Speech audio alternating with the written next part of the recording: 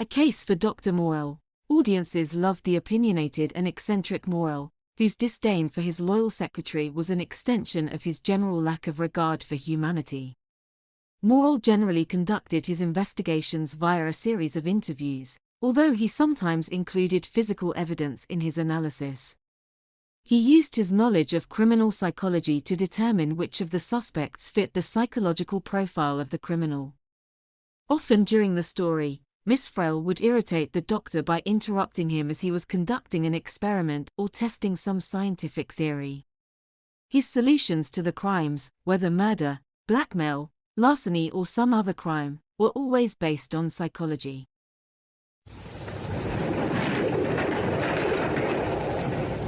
Excuse me.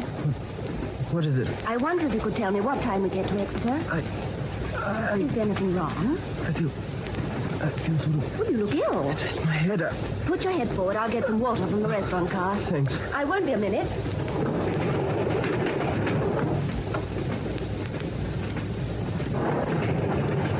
Here you are. Come away from that door! Come away, you'll fall!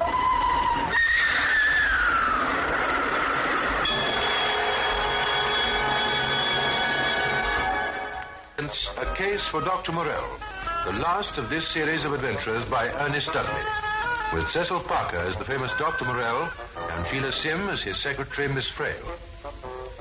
Mr. X. Good morning, Matron. How's our mysterious Mr. X this morning? He seems much better today. He actually asked for something to read after breakfast. Splendid. He still doesn't seem to know who he is?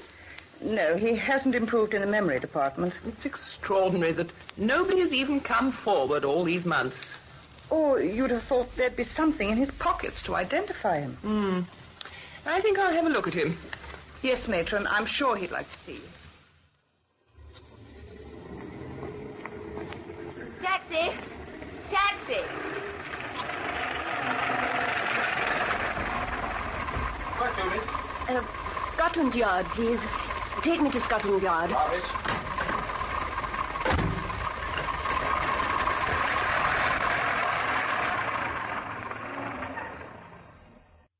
Good afternoon, Maitland. Come in, will you?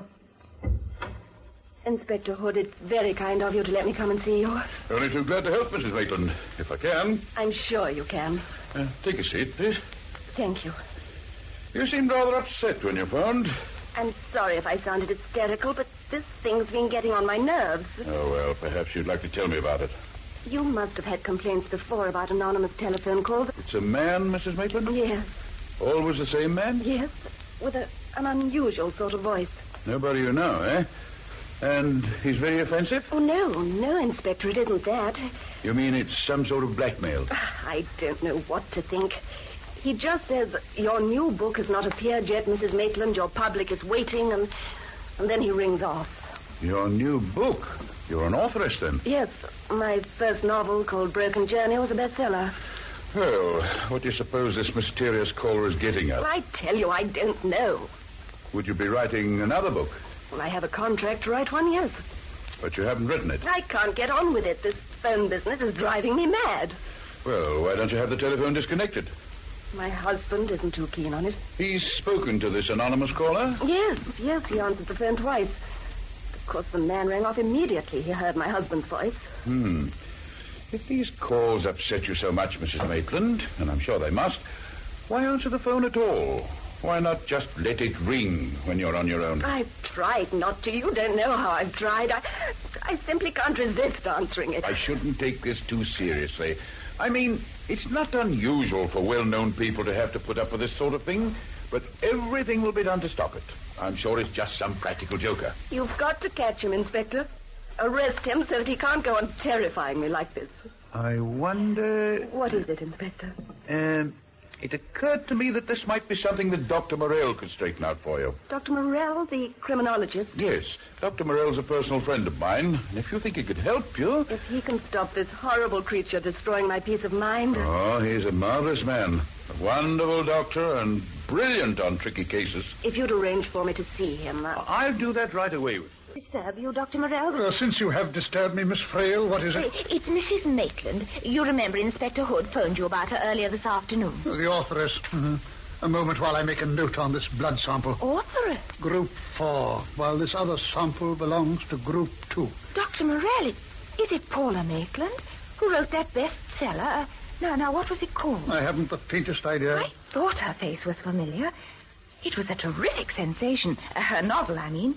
All about, what was the title? Broken Journey, that's it. I'm so glad you remembered. Oh, but you must have heard about it. Miss Frail, would you show Mrs. Maitland into the consulting room? I'll be with her in a moment. Yes, Doctor. This form of mischievous annoyance is not an uncommon intrusion into the private lives of people who have achieved some public eminence. It is one of the penalties one pays for fame. But, Dr. Morrell... I myself have had occasion to wish that my name could be removed from the telephone directory. It's upsetting me so much. I can't work. I can't get on with my next novel. You've no idea what that horrible voice sounds like. I appreciate that it must be very unnerving for you. If only you could hear it, you'd realize, you'd know why this ghastly man has got to be caught. I take it you are disinclined to share Inspector Hood's view that the matter could be left for the post office to deal with? Oh, just stopping him phoning me won't be any good. He's got to be caught before he does my husband or myself any harm. If you could only hear him for yourself, you'd... Look, why don't you do that? Mm-hmm. Well, it might prove instructive to listen to his voice over the telephone. Be at our house tonight, and when he rings, as he surely will, you can hear him. You are convinced that it would be a help to you, Mrs. Maitland? Oh, it would. You'd realize how sinister it all is. Very well, Mrs. Maitland. If you'll arrange a time with my secretary. Oh, thank you, Doctor. I can't tell you how grateful I am. Oh, Doctor. Mrs. Maitland is just going, Miss Frail. Will you arrange a time for me to call at her home this evening? Yes, Doctor. If you'd come this way, Mrs. Maitland. Dr. Morrell. What is it now, Miss Frail? I was hoping I was going to remain uninterrupted this afternoon. It's about Mrs. Maitland. Mrs. Maitland. I imagine that she left an hour ago. Oh, yes. And I've arranged for us to call at 7 o'clock this evening. Us? Well, I'd better come along with you. I mean, you never know. Never know what, Miss Frail? From what Mrs. Maitland told me about this horrible person on the phone, well, suppose he comes charging round to the house this time. Supposing he does? Well, you'll have me with you. Which, of course, will be very reassuring. Well, I'm not here about that now. Then what is it? It's her husband, Mr. Maitland. He's just arrived. I see. Well, aren't you surprised, Dr. Morrell? Surprised that she should have a husband? Why not? She struck me as a not unprepossessing woman. Oh, do you think so? Oh, I thought she was much too dark and intense looking. Oh, well, anyway, he wants to see you. It's most important, he says. Very well, Miss Frail. I'll see him. My wife told me she was coming to see you, Dr. Morrell. And doesn't know for her part that you also were coming here? It's about these phone calls she's getting. What importance do you attach to them? Oh, I think my wife's let them get her done. Would there be reason to suspect that Mrs. Maitland is offering an excuse for not completing her second book? That may well be. What reason would you suggest? The best of reasons. She knows only too well it would reveal her for what she is. What is that? To put it bluntly, Doctor, she's a fraud. Your description hardly coincides with that of an authoress of a bestseller. It was a bestseller, all right. Only, you see, Dr. Morrell, she didn't write it. That is a somewhat surprising assertion, Mr. Maitland. I'm positive my wife no more wrote Broken Journey than I did. You have definite proof of this? No proof, in a sense. But about a year ago, she went down to Devon for a holiday. She stayed longer than she'd arranged. When she got back, she had this manuscript with her. She said she'd been writing it secretly the past several months and had finished the job down there. Wouldn't that have been possible? If you'd seen the puerile effort she's made to even start this second novel, you'd know it would have been an impossibility for her to write Broken Journey in a million years. Have you told your wife what you are now telling me? Well, you saw yourself what a state she's in. She's obviously suffering from considerable nervous tension. And if I challenged her about all this, I don't know what would happen. I am sure that you've been most wise not to impart your suspicions to her. You see, Doctor, she's developed this obsession for the limelight over the past few years. She wants to become famous. It is a neurosis which affects not a few individuals and which is difficult to cure. And somehow she got hold of the manuscript and passed it off as her own. You've no idea where she might have obtained it? No, none at all. So far as I know, she hasn't any friends who are writers. I'm in the motor business myself. Of course, What's so fantastic now is that she's convinced she really wrote the thing. That would not be an unusual sequel. And she really believes she can write this other one. No doubt it has occurred to you that this mystery voice on the telephone could be the real author's, assuming your suspicions to be well-founded. That's an idea, Doctor. I never thought of that. I suppose I was so certain that she was making it all up as an excuse for her not being able to get on with this other novel. You yourself haven't heard this caller over the telephone? No. Twice when I've answered, whoever was phoning hung up on me without speaking. Which is precisely what I imagine will happen tonight. Your wife has invited me to your house at 7 o'clock with the object of being able to listen to the voice if its owner should ring again. Well, I expect he will ring off without speaking, as you say. I shan't be in myself until later, but I'll see you then. I think we'd still better keep my visit this afternoon between the two of us. Just as you wish, Mr. Maitland. I'll see you tonight, then. And very many thanks for letting me barge in on you this afternoon.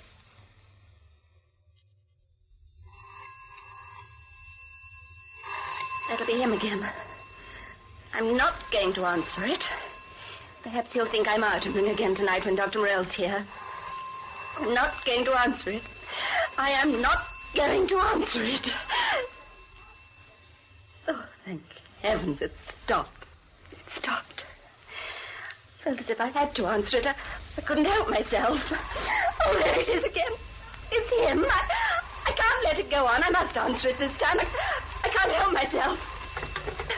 Who is it? Who are you? Just inquiring about the new book, Mrs. Maitland. Oh, go away. Go away and leave me alone. Your readers are so anxious to know how you're getting on. Leave me alone. I won't speak to you. I won't answer the phone. I think you will, Mrs. Maitland. So, au revoir till the next time. You're driving me mad. Go away. Go away.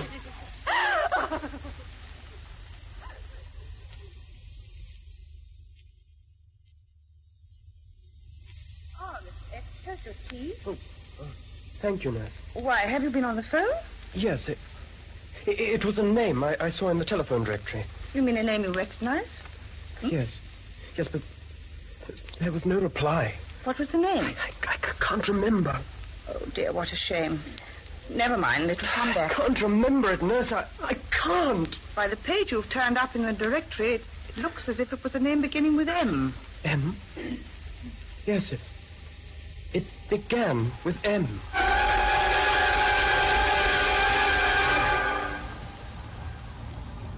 This is the house, Dr. Morrell. Mrs. Maitland said it was just past the phone box. I've remembered Mrs. Maitland's directions perfectly well, Miss Frail. It's a very nice house.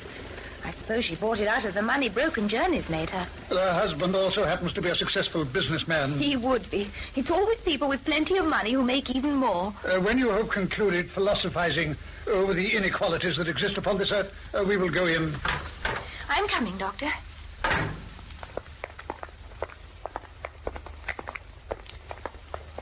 Oh, here's the bell. Thank you, Miss Frail. I wonder if she's already had a phone call before we'd arrived. That we shall no doubt ascertain in due course. Somebody's coming to the door. She phoned again earlier this evening, Doctor. The suspense is becoming more and more unbearable. The slightest sound makes me jump out of my skin. Poor Mrs. Maitland, it must be awful for you. Well, try to see the matter in perspective.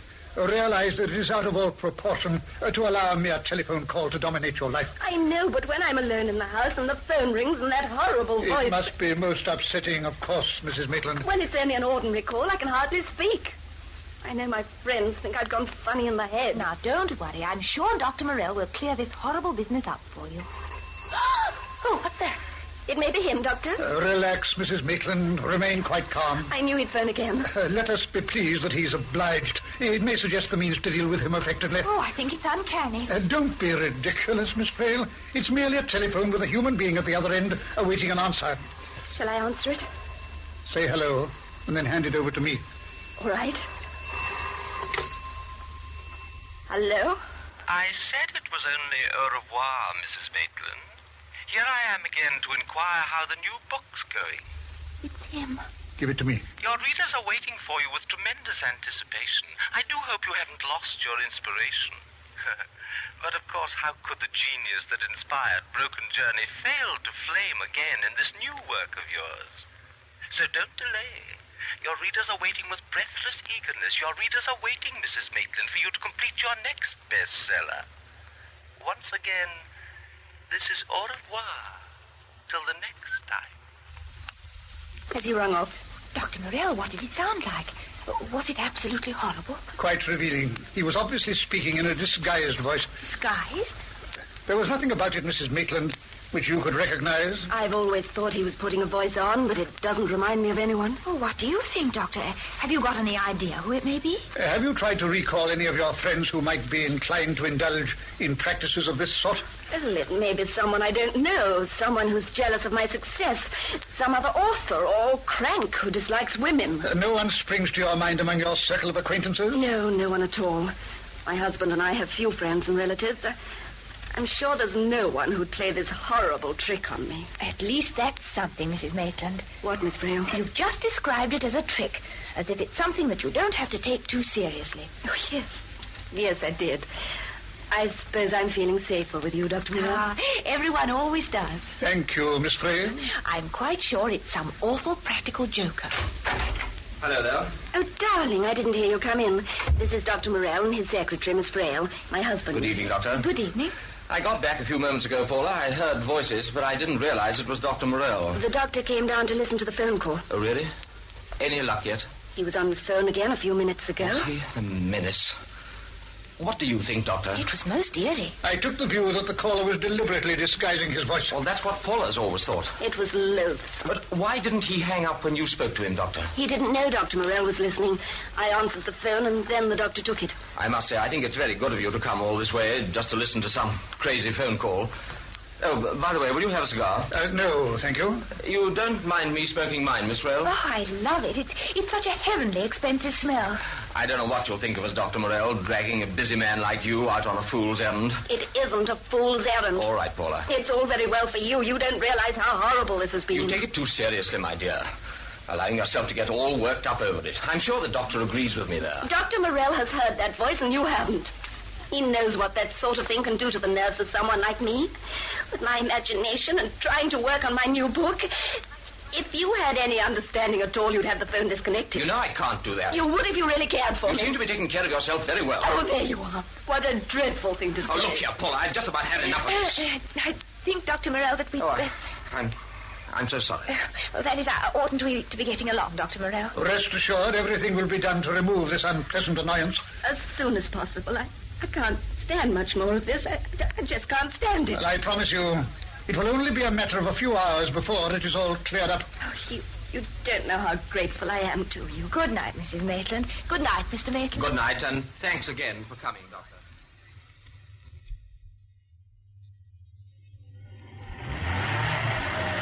What are you stopping the car for? I wish to make a call from this call box. Oh, why ever didn't you make it from their house? Well, for one reason, the atmosphere was growing somewhat stormy. Yes, it was building up into a terrific row. And for another, I want to speak to Inspector Hood. Inspector Hood? You mean Dr... I mean that a swift action may be required if a tragedy is to be averted. I thought the tension in that house might set off an explosion at any time. I shan't be a moment.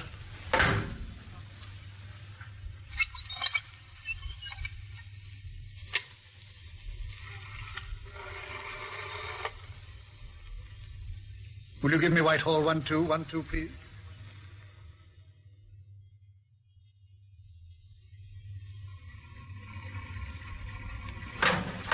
Oh, did you speak to Inspector Hood?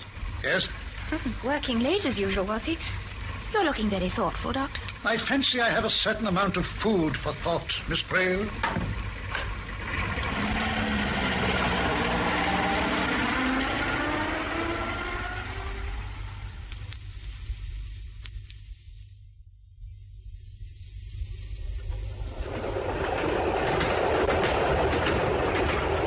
Just 10 minutes to 8, nurse. Won't be long now before we reach London. Why don't you sit back? You'll tire yourself out. You're so impatient. Yes, I know. I just can't wait to get there. You can't get there before the train, and Dr. Morrell will wait for you. It's terribly kind of you to come with me, nurse. We couldn't let you go up to London alone, not knowing who you are and the rest of it. I know. But at least there's a ray of light now. I wonder why Dr. Morrell's name came into your mind like that. If I knew that, I'd probably know all the answers to my own identity. It was just luck that I happened to look through the M's in the phone book and getting this sudden idea that I knew somebody whose name began with M. I wonder how many we must have tried before you realized it was Dr. Morrell. Oh, you've been so marvelously patient. That's our job.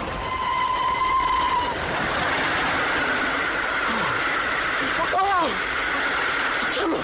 What's the matter? Tunnel. I remember the tunnel. The train going into the tunnel. Keep calm. Try to wait till we're out of it. Then you can talk quietly. Yes, I can remember. I know who I am. I know who I am.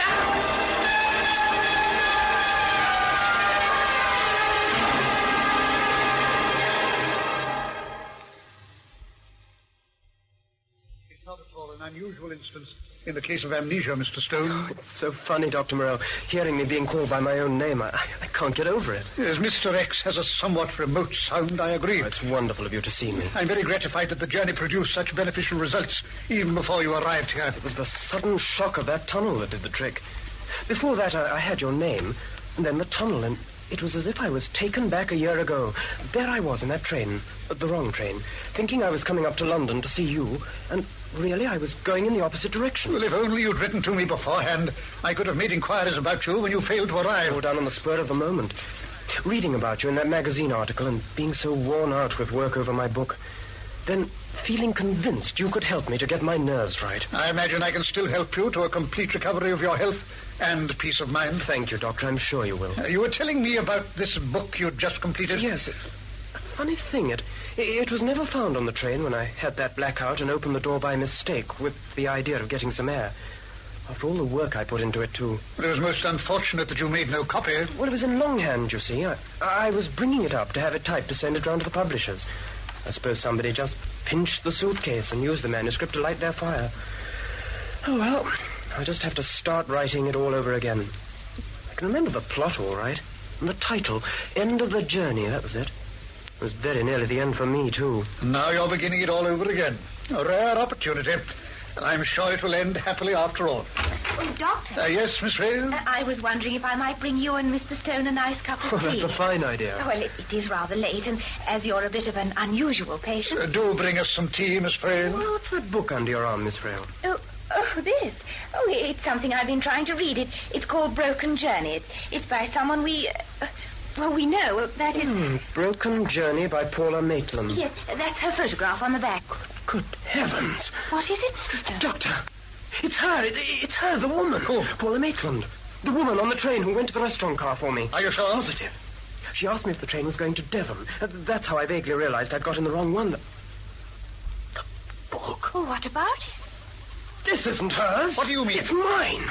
I wrote this. Look at the opening of the first chapter. This is how my manuscript began. That I left behind in the carriage. It can't be. It is, I tell you. Let me look at the ending. Well, I know what that is. Yes. Yes, it is. It is. This is what I wrote. It's my novel, I tell you. End of the journey. Fantastic, Dr. Morrell. Well, it certainly has somewhat intriguing aspects. Where is she? Where is she? Mrs. Maitland. Oh. I want to meet her face to face. I want to confront her and tell her what she is, a rotten thief. You will, Mr. Stone. Do you know where I can find her? Oh, yes, we know. I want to see her now. Now. Very well, Mr. Stone. We'll take you to her. Now.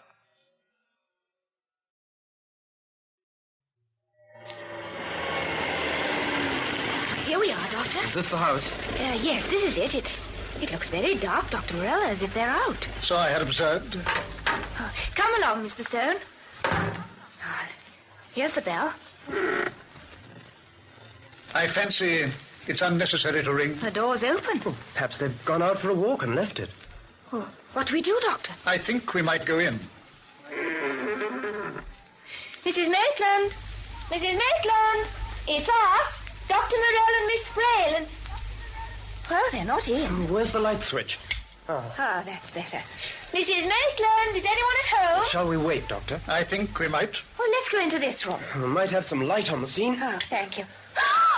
What the?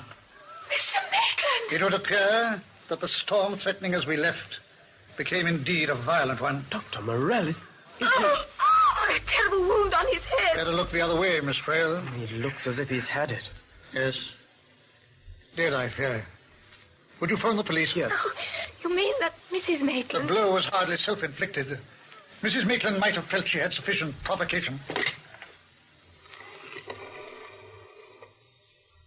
Get me the police. Quick. And get through to Scotland Yard, Mr. Stone, and ask for Inspector Hood. Yes, Doctor. I'll speak to him. He was coming down here anyway to have a word with the late Mr. Maitland. Doctor, he was the voice on the phone, Mrs. Maitland's husband. Precisely, Miss Frail. Adopting a somewhat foolhardy way of trying to save his wife from being revealed as a fraud. Oh, stopping her from writing the book she couldn't write anyway. Oh, what is it, Doctor?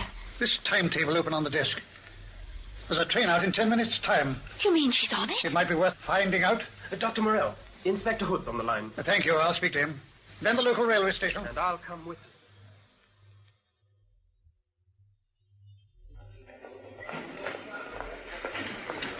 There's the train, Doctor. You proceed a little ahead of us, Mr. Stone, and look in each compartment. Right. She's not in there. That carriage is empty. She's not in there. But there, Mr. Stone. There she is, Doctor. In that corner, alone. She was in that compartment with you on that previous occasion? Certain of it. Mrs. Maitland? Very well. This should come as quite a surprise for her. Hello, Mrs. Maitland. Remember me? Who? My name's William Stone. I wrote a novel which you seem to have enjoyed. What is this? Dr. It's Morrell. called End of the Journey. Only you changed it. Keep away. Thief! Thief, that's what you are, and murderer. Keep away. Keep away. She's opening the door. Don't come near me. Wait, Mrs. Maitland. Oh, there's a train coming. You won't get me.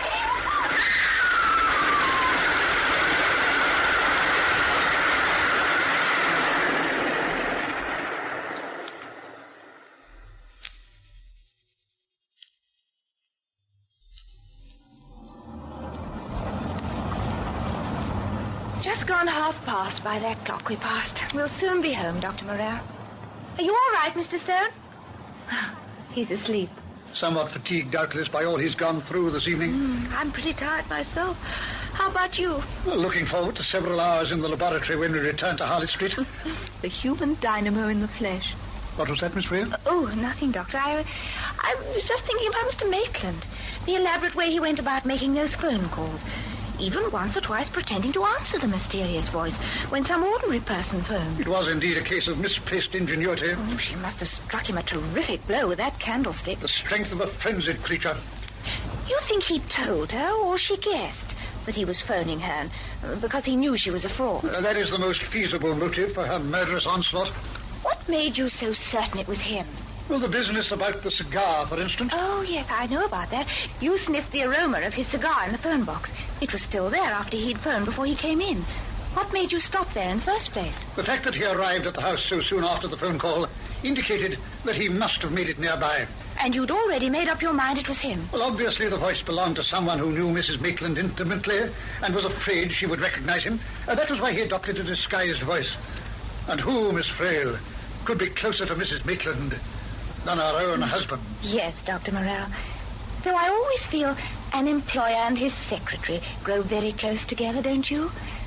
But come to think of it, who could be closer to one another than husband and wife?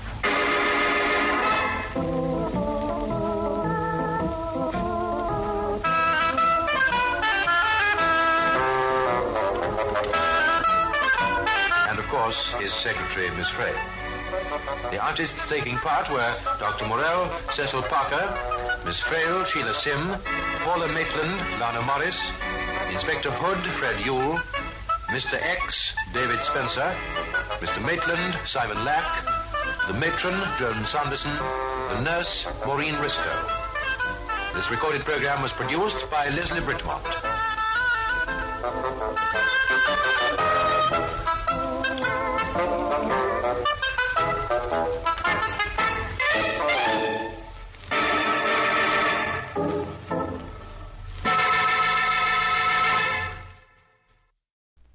It is easy to make a show about a flashy, high-profile police organization like NCIS or Hawaii Five-0, but what about the day-to-day dedication of the ordinary cop on the beat? Jack Webb gave us a taste of that world with Dragnet and Adam 12, but for a completely different take on the concept, we present The Adventures of PC-49, produced for the BBC. The series follows Police Constable Archibald Barclay Willoughby as an ordinary London bobby on the beat. With a combination of sleuthing and light comedy, the character became very popular in post-war Britain, spinning off into the comics and the big screen.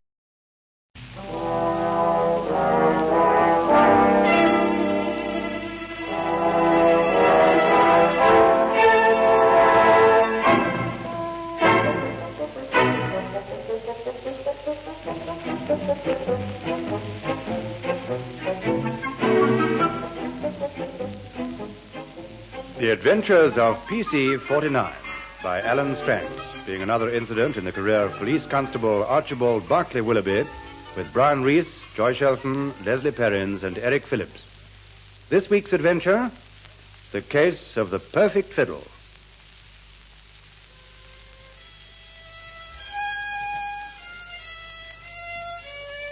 For Pete's sake, 49, will you shut up and let a fella get some sleep? Oh, what the dickens is this place supposed to be? A section house for unmarried policemen or a blasted zoo? Pack it in, will you, Barclay Willoughby, or Bill and me'll get up and do you proper. What's got into 49 anyway? Yeah, he heard a record of Heifetz or Chrysler or someone and decided to take up the fiddle. Then he'd better decide to put it down again, lively. Listen, Nero, Tom and I have just come off 12 hours straight duty. Yeah, if you don't chuck it and let us get a bit of shut-eye... We'll bend that screech box right round your lug holes. I'll make him listen. Reach down and get your boots, Bill. Okay, I'm loaded. Got yours? Yeah. Wait till I give the word. Right, let him have it. Boy, steady, you clots. Mind my violin. I'll shove the blooming thing down your throat if you start that infernal noise again. What chance have I got of becoming a proficient violinist if I have no place to practice? I've got the perfect place for you to practice, pal. Oh, have you, Bill? Where? In the middle of the blasted Sahara Desert. Now go away and let respectable policemen sleep. And take that instrument of torture with you. You're nasty common slops, that's all you are. Get out of here, you... Okay, I'm going. I'll go down and practice in the common room. No culture, no appreciation. That's the trouble. I tell you, Porter, I'm sure there's something in my flat. What sort of a thing, Miss Carr? Something uncanny. Making a horrid, low moaning sound like a... Like a what? Well, a banshee. Oh, well, we'll soon see. Come on. I just come home from the office and got my key out to open my door when... Listen, there it is again. It's a cat. You must have left your windows open. I'm sure I didn't. Here's the key. I got my fast key, thanks. What the blazes is it? Ah, hello, Joan. Archie, what on earth are you doing with that violin? Practicing, darling. I tried down at the flop house, but they threw boots at me. Then I tried in the common room, and they threw cups of tea over me.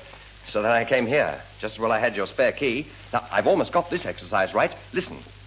Oh, no, not again. Shall I throw something at him, miss? No, thanks, Porter. Sorry you've been troubled. Okay, Miss Carr, but if you need me, just shout. I will. Now, do listen to this bit, Joan. Archie, stop that din at once. Now, don't say you're going to turn on me, Joan. Listen, my pet, I've been in love with you for over 3 years now. As long as that, it seems only yesterday since... 3 long years of murder, robbery, blackmail, arson, kidnapping, larceny, and what have you. But this is one crime I will not stand for. Crime? I don't follow. You will, Paganini. Now get this straight. No more fiddling. But, Joan, if only you'd give me a chance to explain. Okay, you've got 1 minute. You better make the best of it. Well, this violin was the property of Fiddler Patchett. Who's Fiddler Patchett? He's a busker who does a bit of pocket picking as a sideline. Well? Well, this Fiddler Patchett fell foul of Birdie Snipe. Not another fiddler. Birdie's a fiddler, but not a violinist. If you get what I mean. I get it. Go on. Well, Birdie Snipe was recently charged with breaking and entering the home of Lord Falconbridge and stealing the Melton manuscript. Oh, I've read about the Melton manuscript. That's the priceless parchment. Papyrus. All right, papyrus. It's the one they found in Carmen Ra's tomb in Egypt, isn't it? That's the one. It's said to be the first authentic record of Cleopatra's life story. Hence the pyramids. But why the fiddle? I'm trying to explain, darling. This Birdie Snipe was charged with pinching the Melton manuscript. But while he was out on bail awaiting his trial, he laid information that Fiddler Patchett had picked his pocket at the dog races. We picked up the fiddler that night and found Birdie Snipe's wallet on him. So Fiddler went away to Parkhurst for a year's vacation. When do we get to the fiddle? This fiddle? We're coming to it now. You see, Mrs. Patchett... The fiddler's wife? That's her. Well, Mrs. Patchett has 3 kids. Fiddler left her a bit on the short side of what it takes to buy rations for 3 children, so I... Bought Fiddler's violin from her, eh? Only for a $5, Joan. But you really needed the money. Fiddler can buy it back when he comes out, but in the meantime, I thought... You thought what? Well, I heard a wonderful record on the wireless. Max Carousel playing. So I thought, here's the chance to give Joan a big surprise. And you certainly did that.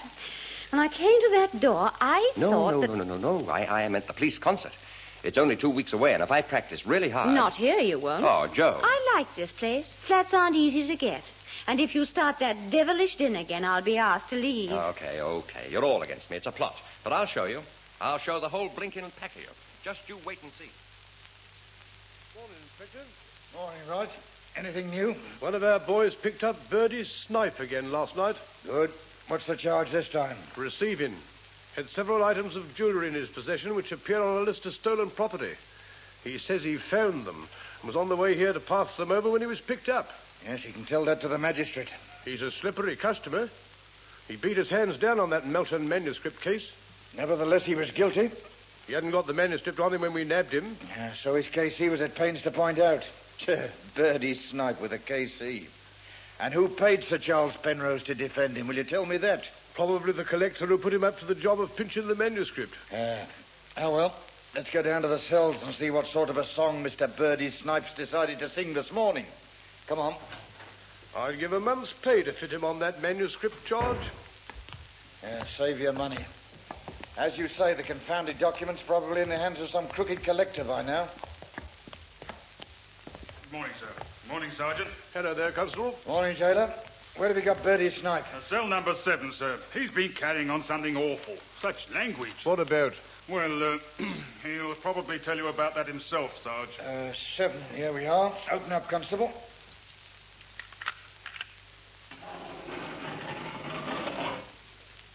Now then, Snipe, what have you got to say for yourself this time? Don't come that high-handed stuff with me, Wilson. Let's have a civil tongue from you, my lad. Civil? Ha, that's rich. After what I've been putting up with since 6 o'clock this morning. Why, what's your complaint? I'd been nabbed straight up. I made no trouble. I'll come along here quiet as you please. But the days of torture are over, and I won't stand for another minute of it. Torture? What's the man raving about? Talk sense, Snipe. It's more than flesh and blood can stand. I tell you, it's driving me crackers. I'll complain to the Prisoners' Aid Society. Cruelty to criminals, that's what it is. Do you think we ought to get the divisional surgeon to have a look at him, right?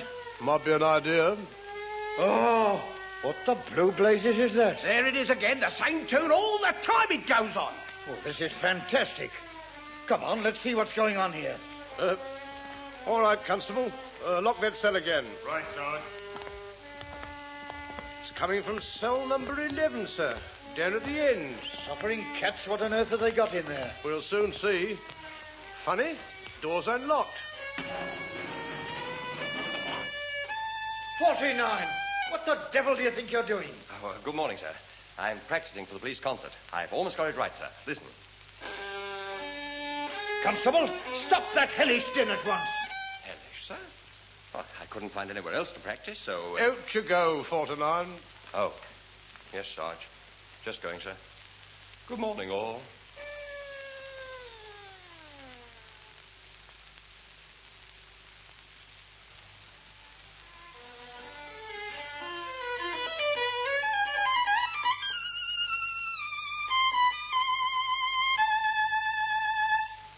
Bravo, Max. You're magnificent. With a technique like that, I wonder you bother yourself with criminal affairs. I am Max Carousel. My music is impeccable, Sir Charles. So impeccable it bores me. Once a violinist has reached my standard of perfection, he seeks other interests. It is in that connection I asked you to come to my apartment this morning. What do you want me for this time? Sir Charles Penrose, K.C., is considered as highly in legal circles as I am in the world of music. Oh, you flatter me, Max. He is also a man to whom money means more than professional integrity. Not so flattering. But equally true. Et maintenant to business. Recently, I paid you an extremely high fee for defending a creature called a snipe against a charge of housebreaking. Yes, I must admit that getting Birdie Snipe off was a stroke of pure genius. No other counsel could have done it. He stole the Melton manuscript, all right. Though what he did with it, even I couldn't find out. He bungled the job. And now he's been arrested again on another charge. What is it this time? L'idiot bought some stolen jewelry. And they've nabbed him for receiving? Oui. I want you to get him off. What, again? It is vital. It'll be a lot harder. And it'll cost a great deal more. How much more? Oh, let's see. 1,500 last time. Shall we say 3,000? Plus my out-of-pocket expenses. 2,000 of it in cash. No wonder you are a rich man, Sir Charles. There's nothing to stop you going elsewhere, you know. I need you in this matter. I agree the fee. Splendid. Then you'd better tell me the facts. Very well. You know I've made a great deal of money with my music. Concert tours, recordings, broadcasts. Yes, that's common knowledge. But now, as I have said, music bores me. Strangely enough, so does money. I have found a greater interest, that of the connoisseur. For instance, I have the Lungana ruby. The Lungana ruby? But that was stolen from the Bandoir Temple in Indochina in 1940. Exactly.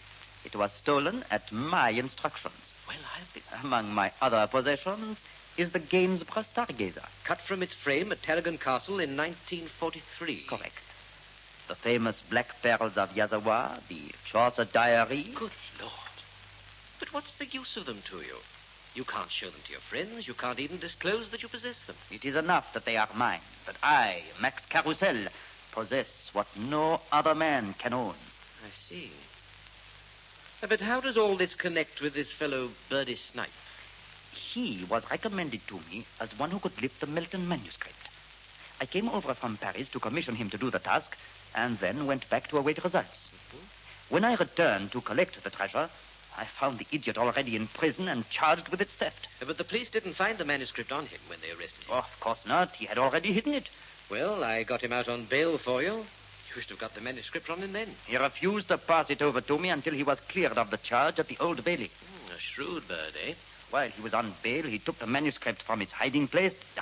Then, like a fool, went to the greyhound races where someone picked his pocket. Yes, I saw that in the papers.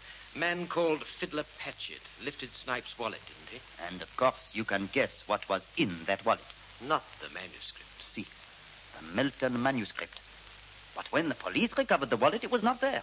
Don't tell me this cheap pickpocket didn't realize its value and destroyed it. Patchett, Fiddler Patchett, as they call him, is no cheap pickpocket.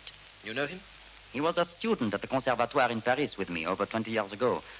A brilliant pupil who sacrificed his career to drink. He found it simpler to use his magnificent fingers for picking pockets. I chose him to help Snipe on this little job of burglary, but he got drunk and failed to turn up. I see. So when he found the manuscript in Snipe's wallet, he knew its value? Precisely. I have no doubt he intended to make me pay through the nose for it. Oh, but Snipe lost his head, reported his loss, and Patchett was convicted. And now Snipe says that unless I get him off, he'll tell the whole story to the police. And with Fiddler Patchett doing time in Parkhurst, you can't get at him to find where the manuscript is. That is the position.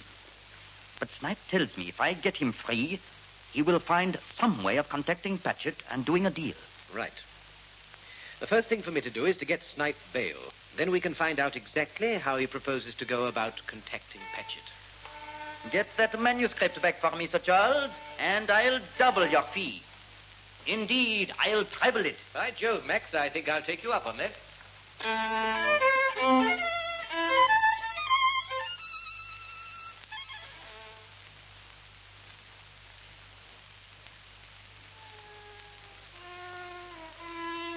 Archibald Barclay Willoughby, this is the end of a beautiful romance. Every time I come back to this flat, you're murdering that tune. Those strings sounded better when they were inside the cat. I put up with it for 10 days now, and... Archie, you're not even listening to me. What did you say, darling?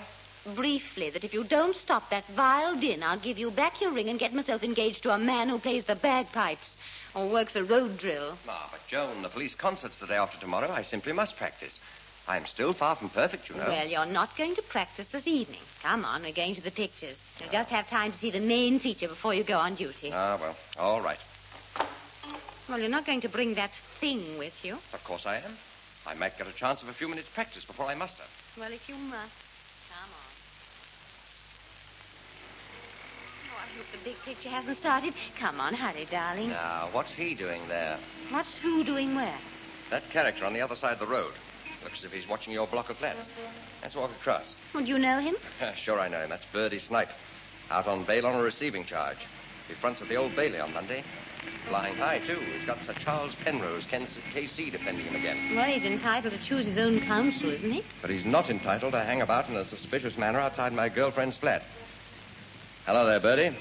Out of the cage again, I see. You got nothing on me, none of you. It was a frame-up. Time will tell, chum. Anyway, what are you loitering about here for? I ain't loitering. I'm just resting. Well, go and rest somewhere else. Okay, copper. Here, what's the idea of the fiddle? You taking up music? As a matter of fact, Birdie, I'm playing a solo at the police concert. Go on, you don't say. I certainly do say. I hope to knock 'em dead. If they don't get in first. Come on, Archie. Here. I've seen that fiddle case before somewhere. Don't it belong to Fiddler Patchett? It did, but I acquired it at enormous cost from the fiddler's wife. So long, Birdie. Half a minute, Copper. If it's not a rude question, how much did you pay for that fiddle? It is a rude question. I paid a $5. Why? I was just thinking, poor old fiddler will be lost without his violin when he comes out of stir. You should worry. You put him there for pinching your wallet. Don't rub it in. I just got the needle to him. I wish I hadn't. I tell you what, Copper. I'll give you 6 nicker for that fiddle here and now. £1 profit on your deal. How's that? Nothing doing. Anyway, why are you so interested? Well, I thought if I sent it down to Parkhurst to my old pal Fiddler, they might let him play in the prison band. They've got more than enough fiddlers in Parkhurst already. No sale, Birdie. Well, they won't let me do my duty to my old China. It's not my fault, is it? And you say he's got the violin with him now, Snipe? That's right, Mr. Carousel. Where is he taking it, do you know? Well, I reckon he's taking it down to the Copper's flop house with him. And if you expect me to break in there and get it, you've got another think coming. Who's that? Oh, ça va. It's only your counsel, Sir Charles Penrose. Oh. Hello there, Snipe. Any luck, Max? Bad luck, mostly. Snipe got into touch with Patchett through another old lag, and for a consideration which has been deposited with his wife, Patchett disclosed the hiding place of the manuscript. Good. Where is it? Not so good. It's concealed inside Patchett's violin. Well, where's the violin? A blinking Copper bought it all for Mrs. Patchett just after Fiddler went inside. I found out this Copper practices every night at his girl's place, so I hung about outside her flat, hoping they'd go out so as I could bust in and snitch it. Well, what stopped you? He took the blinking thing with him. He's going to play it at the police concert on Thursday night. The police concert, eh? Now, that's very interesting. It's infuriating. Of all the people in the world who could have bought that violin, it has to be a policeman. Wait a minute, Max. How long since you did a charity show? I never play for nothing. Any more than you would appear in court for nothing. However, I think it would be a very good idea for you to offer to appear at Q Division's concert. What is this? Cecil Wilson would leap at the chance of getting a world celebrity like you. What's behind all this interest for the success of the police concert? My dear Max, I'm only interested in getting hold of the Melton manuscript for you. What's in your mind, Sir Charles? Listen, this clod of a constable... PC 49 he is, Archibald Berkeley Willoughby. This amateur fiddler will be highly flattered if you offer to play a duet with him. Vous êtes fou? Me play a duet with a gut-scraping imbecile? Wait. If you did make the offer, you will need to rehearse with him here in this apartment. Aha. I begin to see. Then, before he leaves, it should be a simple matter for you to distract his attention for sufficient time to place his violin in your case and your violin in his case. What? And let him walk out of here with my priceless Stradivarius? Oh, c'est incroyable. Nevertheless, you'd be wise to give it some thought. It's extremely unlikely any harm would come to your violin. Why, he'd no sooner get back to his quarters before he'd realize a mistake had been made than he'd come back here, hot foot, to return your instrument and claim his own. Ah, yes. And meanwhile, I have had a regrettable accident with his violin. Of course. It'll only cost a few pounds to replace his shattered fiddle with a better one. He will be happy, you'll be happy with your manuscript, and I shall be extremely happy with a nice fat fee in my pocket. Yeah. And what about me? You will be extremely lucky if you get off that receiving charge, my friend. You wanted me, Inspector? Yes, right, old man. Come in. I want you to meet Monsieur Max Carousel. Not the famous violinist. One of the world's greatest. This is a privilege, sir. Charmed to meet you, Mr. Right, Detective Sergeant Wright. Now, how's this for a bit of news, Wright? Monsieur Carousel has offered his services for our police concert tomorrow night. Really? Oh, that's grand. So we'll have 2 violinists on the program. Not if I can help it, we won't. Oh, mais oui, certainement, Inspector. I have heard of this budding genius you have. Number 49, is it not? That's the one. It is my suggestion, indeed I must insist on it, that apart from my own item, I play a duet with him. Lord bless my soul. 49's just come off duty, sir. I saw him in the canteen a moment ago. Then I wonder if you would be so good as to ask him to come sometime this afternoon to my suite at Aldridge's Hotel. Then perhaps we can decide upon the item we should play together. I'll go right away, sir. 49 will be staggered by this bit of news.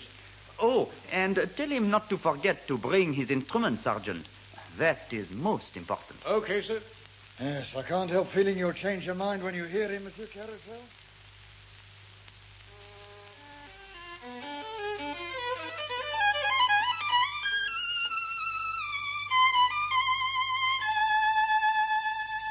I say, Mr. Carousel, how wizard. Gosh, you must have put in a lot of practice.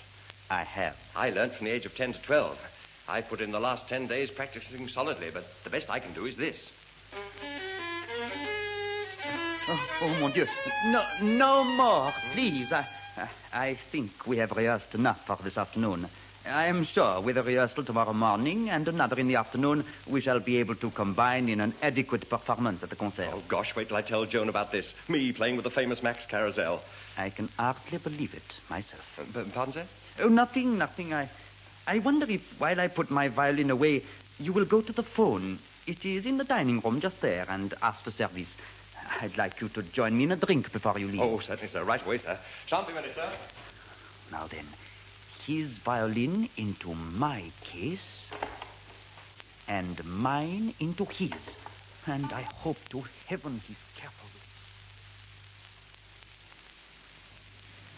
Archie, you are a brute. You told me to meet you here at 5:30, and it's 10 to 6. I'm sorry, darling, but wait till you hear what I've got to tell Well, you. let's go and eat first. I'm starving. Oh, my hat. Don't tell me you're bringing that fiddle to dinner with us again. I had to bring it. I've just been rehearsing with Max Carousel. You've been what? Rehearsing for tomorrow night's concert. I'm playing a duet with Max Carousel. Wake up, Copper. You're still in the land of dreams. No, Scout's honor. He's been absolutely marvelous to me.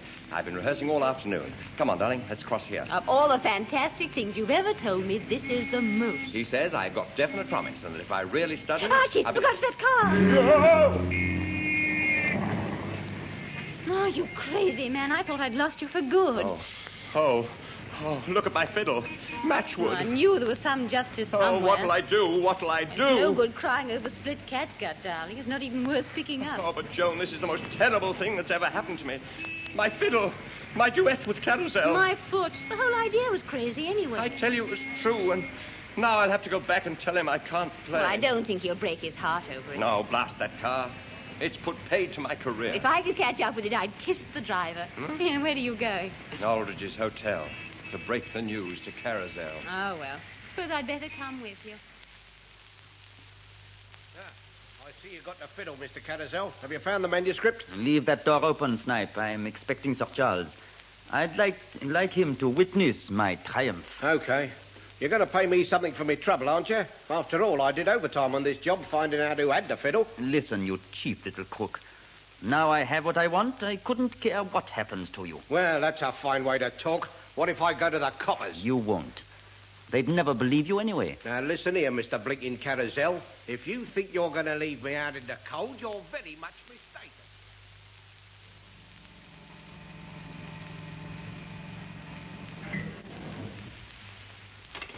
Third floor, Mr. Carousel suite. No, thanks. Come on, Joan. Ankle deep in the axe, mister, eh? How the rich live. That's his suite, just across there. Does he always leave his door open? Oh, how am I going to tell him? How am I going to tell him? Archie, I've just had a horrible thought. What? He's bound to have more than one violin. He might even offer to lend you one of his spares. Oh, don't be silly. His instruments are all priceless. Quiet. Somebody arguing in there. Listen. You hired me to pinch the Melton manuscript, which I've done.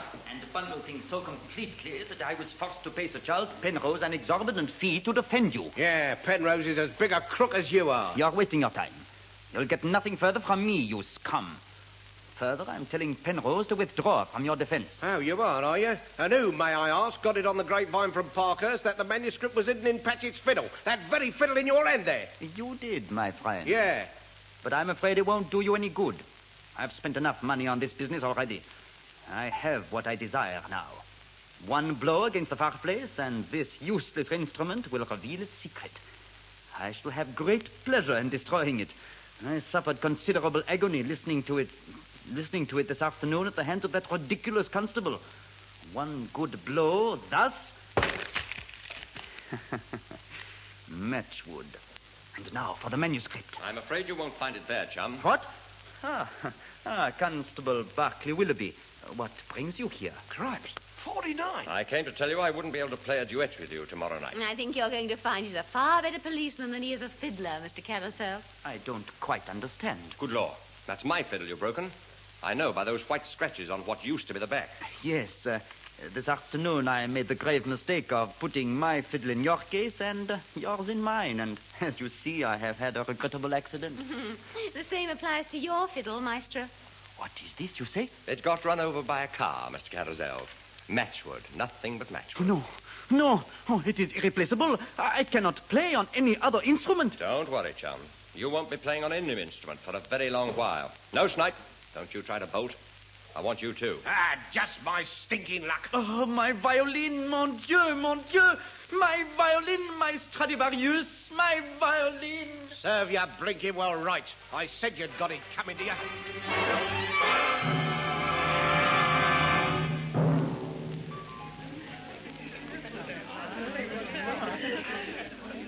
Will you have another half pint, Inspector? Oh, thanks, Wright. I think I will. 2 light ales, please. You know, this comparing business is thirsty work. How am I doing? Absolutely super. Concert's going fine, sir. Oh, thanks to your stage management, Wright, yes. Well, let's hope I can get through the second half without making a fool of myself. Here you are, sir. Oh, thanks. Cheers, Wright. Cheers, Inspector. By the way, PC 49's statement on the carousel job came in just as I left the office. Oh, that? It seems you can't keep a good man down. Eh, Inspector? You're telling me. He finds what he takes to be an ordinary piece of paper tucked inside Fiddler Patchett's violin. He thinks it's there to muffle the tone, so he takes it out and stuffs it in his pocket. And walks around for 10 days with the Melton manuscript actually on him. Yes. Ah, well, I suppose we can't grumble. Snipe and Carousel have squealed on each other to such fine effect that we've got a perfect case against each of them. And against Sir Charles Penrose, KC. Oh, yes, he'll be implicated in the conspiracy charge, of course. Ah, there's the bell. We'd better get round to the stage, I suppose. Thank the Lord this only happens once a year.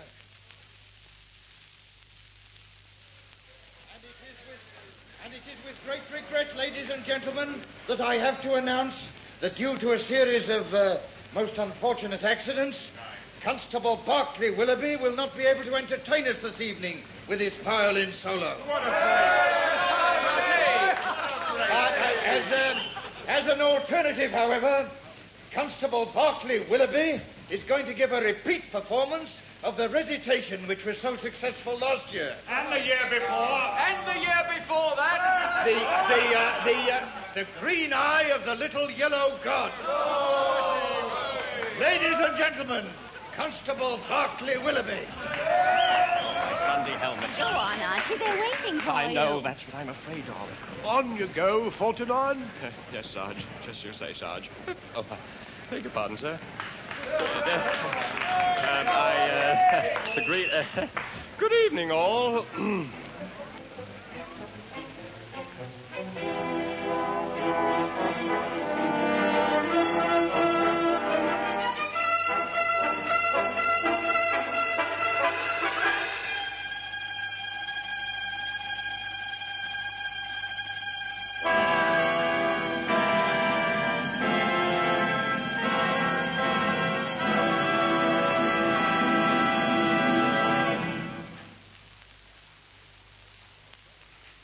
That concludes the case of the perfect fiddle, another incident in this series of adventures of PC 49 by Alan Stranks.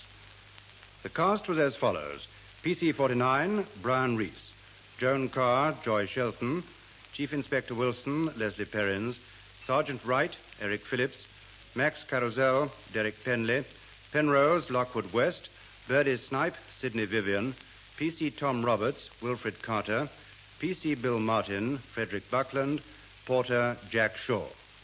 The violinist was Eugene Peeney. Production by Vernon Harris. Set during the golden age of detective fiction, where every story promises 1,000 thrills, with ingenious plots, full of twists and surprises, driven along with exciting action and tongue-in-cheek humor. In Blonde for Danger, our handsome desperado, Norman Conquest, aka 1066, has to pit his wits against the evil crook Bosworth Field. But who is the beautiful blonde he finds lying in the middle of the road, and who is she hiding from? And where exactly does J.J. Pace, the famous racing car designer, fit into this?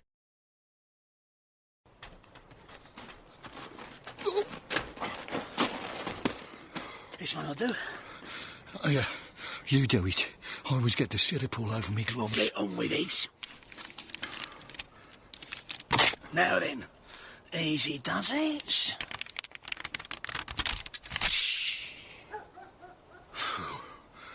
Come on, then. Within. Yeah. Do you think he's read all those? Shut up, Snoopy. Just give me the torch. Right of the fire, he said. That's it. Look, it's all worn at the edge, eh? It must be a catch. Oh, blimey. Look at all them dials. It's a good thing we brought our friend here along, innit? We'd have been here all night with that lot. Right, light 'em up, Snoopy.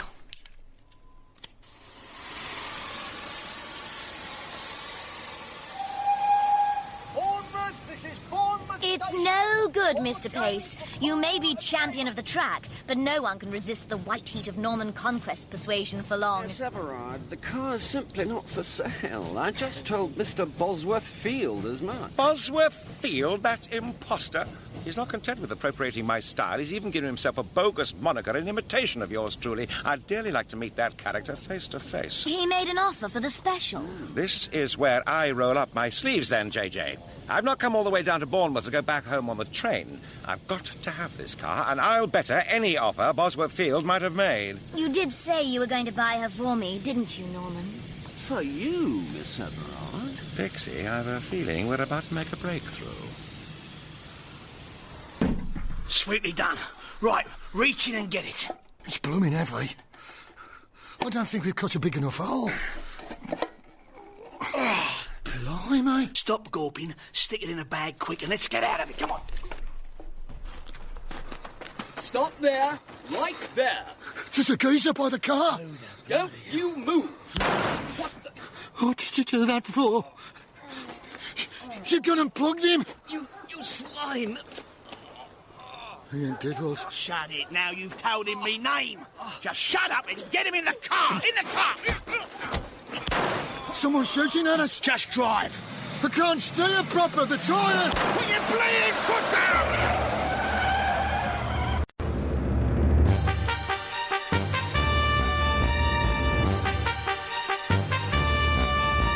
We present Christopher Cazenove as Norman Conquest and Bonnie Langford as Pixie in Blonde for Danger. Adapted for radio by Guy Fithen from the book by Barclay Gray. Blonde for Danger.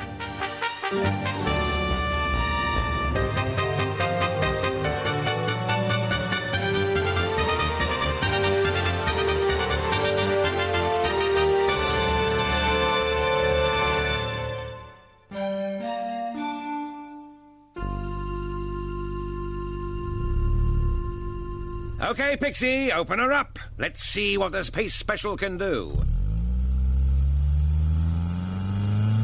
Poor old JJ. He looked as though he'd been pummeled.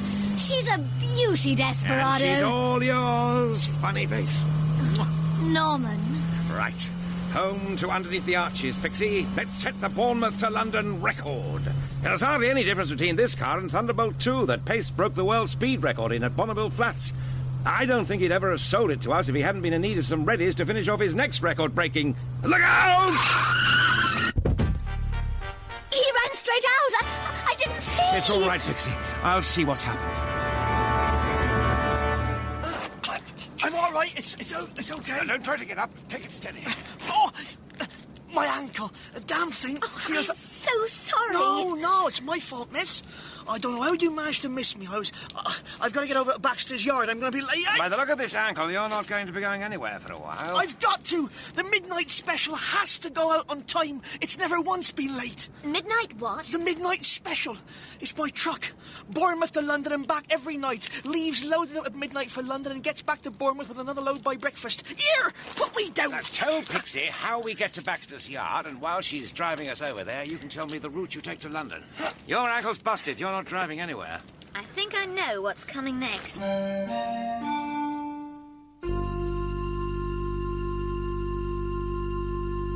Nice-looking job. That's her, Mr. Conquest, the midnight special. Oh, but she's fabulous, Fred. She's almost the same colour as that rather handsome Italian's race car. Oh, and look, Desperado.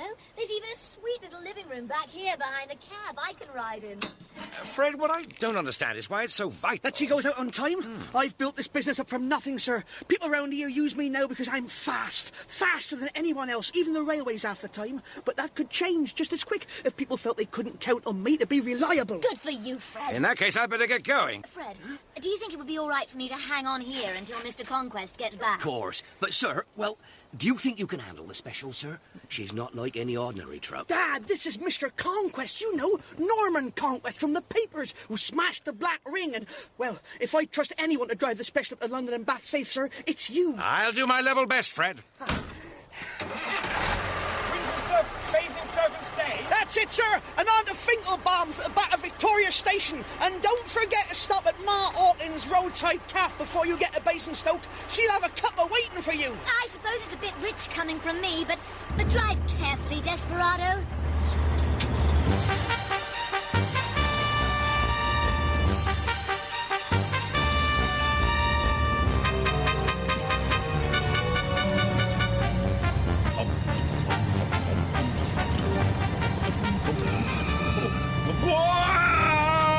Don't like the twisty bits much, do we? It helps to keep the rubber bits on the road, I found.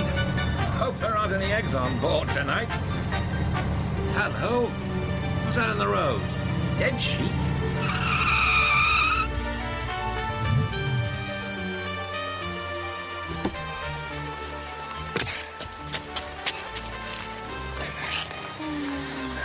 Well.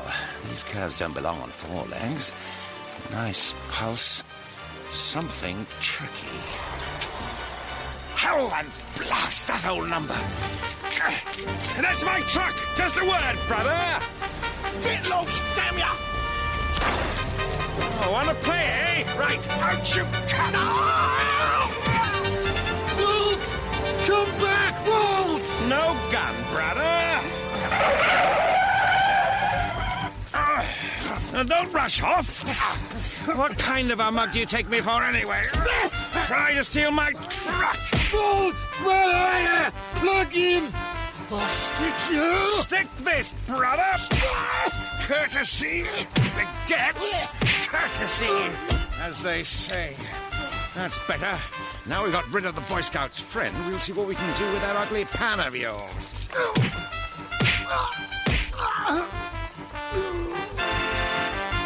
Why, oh why do these things always happen to me? Now what?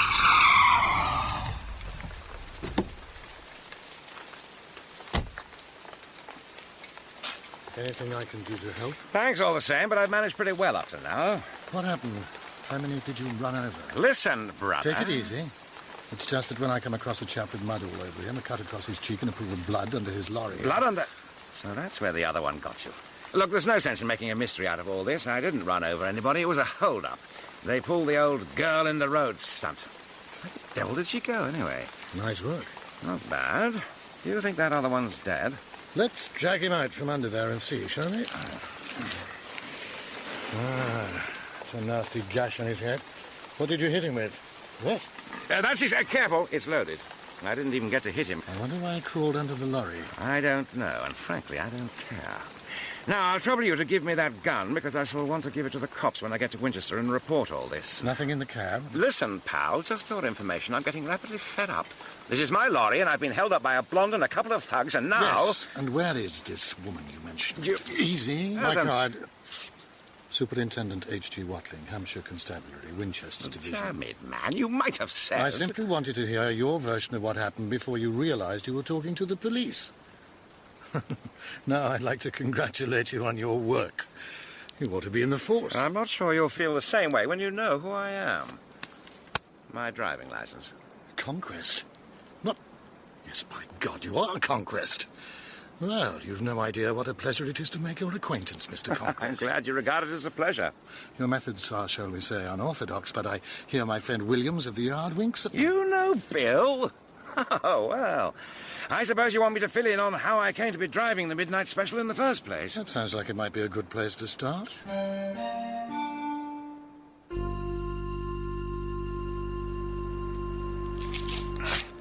You're sure I needn't report into the station at Winchester? No, don't worry.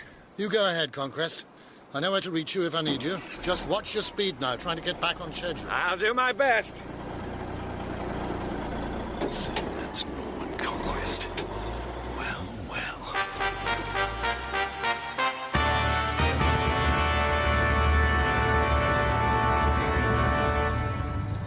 Funny you should happen along at just that moment. And without your lights on. Now what? I come out with your hands up! You! Oh, don't shoot, please. I get it. It's okay, I don't have a gun. While I was doing the strong-arm stuff with your boyfriends, you miraculously came out of your trance and hopped in here. I don't understand. You have my permission to cut the act, beautiful. Nice work, but you're unstuck. Sorry, sister, you picked the wrong mug this time. I'm not falling for that damsel in distress line. Please, listen. All I know is that I was driving to London and then a big car swerved out into the road. There was a huge crash and I think I must have bumped my head on something. There is a bump. When I came to, I didn't know where I was or what I was doing lying in the road. I saw your lorry and went towards it. There was a man crawling. There was blood everywhere and 2 men were fighting on the far side. I just wanted to get away, get in out of the rain. I found this little door and then I think I fainted again. When I woke up, we were moving. That's all I know. I swear it is. I believe you. When we hit Winchester, we'll call in at the station and you can tell the cops. No, please, I don't want you to take me to the police. After what happened? What about your car? It was fit for the scrap heap already. I still don't understand why you were driving in an old crock on your own in the small hours of the morning. I'm going to London. I started out at night because the roads are quiet. I'm not much of a driver, you see. There's nothing more to tell, really. All right, we'll let it go. Isn't it time we swap names? Mine's Conquest, by the way. Norman Conquest. Norman Conquest? I've heard of you. But what are you, What am I doing driving a great big truck to London? Well, there's a bit of a story there, Miss... Margaret Swan. Margaret Swan. Well, Margaret, why don't I tell you all about it over a cup of hot coffee? If I'm not much mistaken, here's old Ma Hawkins' cafe. Oh, no, I'm all right now. I don't need a coffee. Don't stop, please. I just want to get to London. But I've got to stop. I promised Fred Baxter. He always stops here. I don't want to meet anybody or see anybody. If you must stop, I'll go back into the cabin. Just leave me here.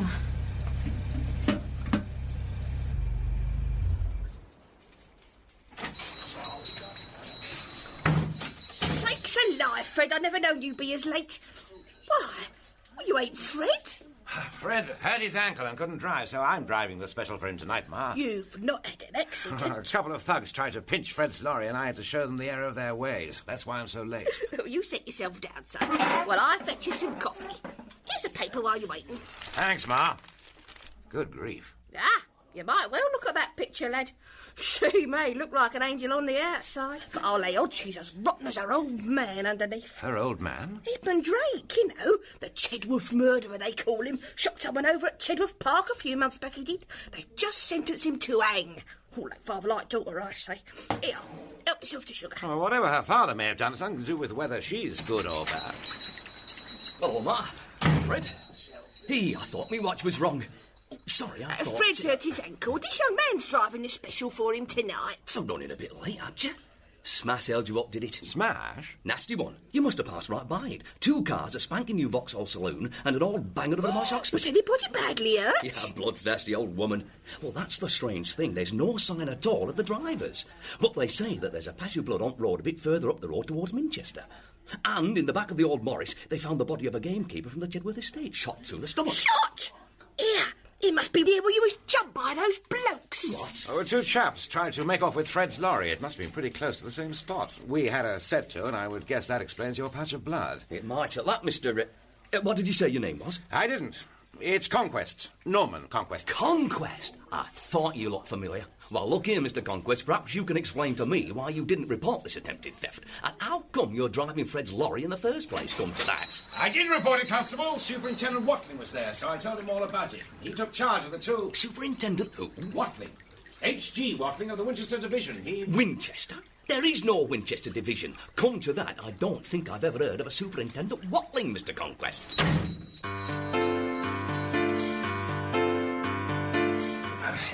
Keep your head down. There's a policeman waving. Get out of sight. That's cooked it. What?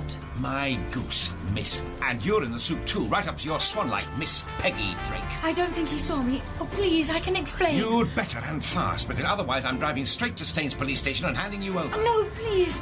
I'm sorry I lied about my name. I didn't want you to know about... About your father? No, or about the body. I have to tell you, Peggy, nice girls don't drive around the country with dead men in the back of their cars. Body? What body? Oh, good, sister, but not good enough. Now cut this big-eyed innocent routine. Turns out the police have found your old banger, complete with the body of the Chedworth Estate's gamekeeper in the back seat. Chedworth? But that's where my father... Why didn't you want to go to the police or into the cafe for a coffee if you knew nothing about the body? I hate the police. I hate them because they took my father and charged him with murder. He didn't kill anybody. Even the judge summed up in his favour. But now he's been found guilty and I couldn't stay in Bournemouth. My picture on the front pages, everybody's staring at me. I didn't want you to know who I really was. I'm not going to turn against you because of something your father did. But he didn't. All right, he didn't. Can't you see it makes no difference? What did you have with you in the car? I mean, anything that would identify it as yours? A few clothes. Yes, my handbag, my driving licence. And you're on the run, Peggy. Oh, don't look so worried. I believe you. Those thugs must have shot the gamekeeper. Then, when they were forced to abandon their car, they dumped the body in your old crate. There's one thing that still bothers me. What's that? Just who exactly is behind the wheel of that car? Because I do know for sure that it's not Superintendent Watling. What kind of game is this, anyway? And you think that Conquest has got this girl in the truck with him? Well, it sounds that way from what the police motorcyclist says. He thinks he saw a blonde woman in the cab. I'm worried, Bill. Where Conquest is concerned, I can't say I blame you, miss. There's not much I can do until he reaches my patch. But as soon as he does... Oh, thanks, Bill. I'm sorry to have got you out of bed. Oh, don't mention it, Miss Everard, any time. Now, you sit tight there at Baxter's Yard until I get back to you. I'm going to lay on a little welcome to London for the midnight special.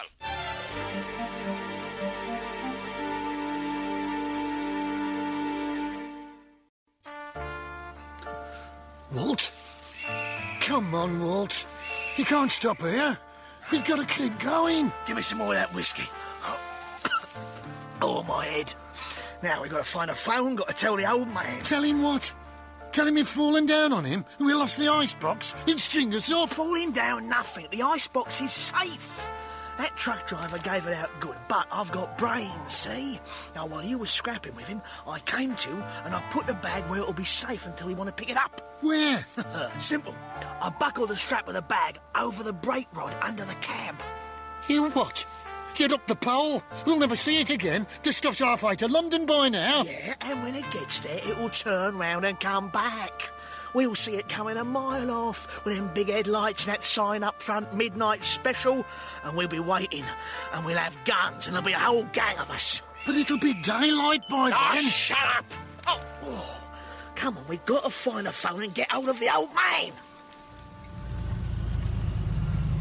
What are they doing? Roadblock. This is where the balloon goes up. Time to duck, Peggy. Back in the cabin and keep the door shut. Right. We're so close, too. I don't know why it is Conquest, but you attract trouble like bat meat attracts blowflies. Sweet William, what are you doing here? Miss Everett called me. Pixie?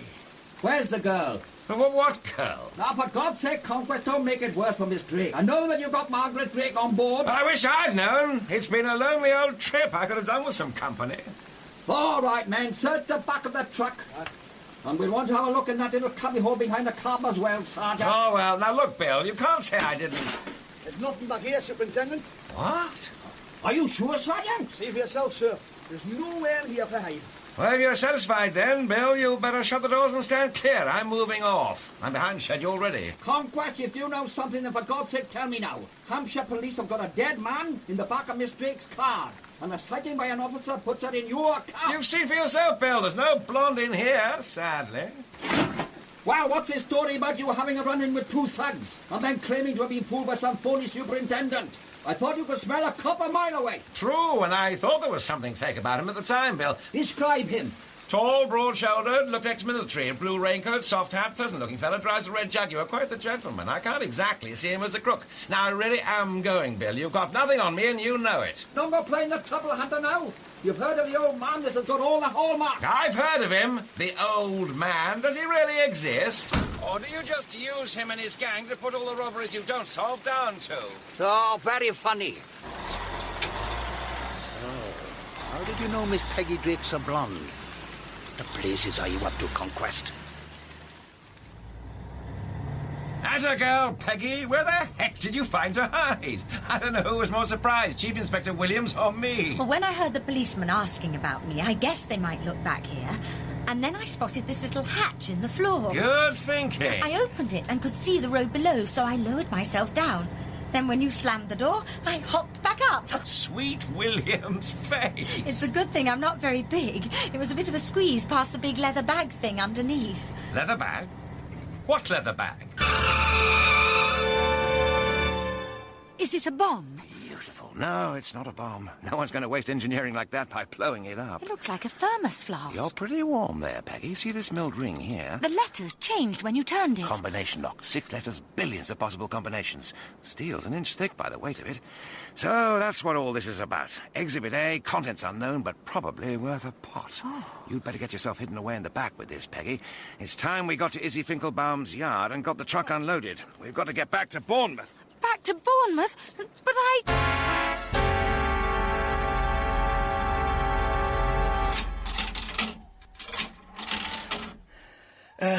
Is that you, O.M.? Yeah, it's Walt Tanner. We're somewhere between Romsey and Winchester, in a phone box. Now, look, don't get me wrong. What's happened, right, is this.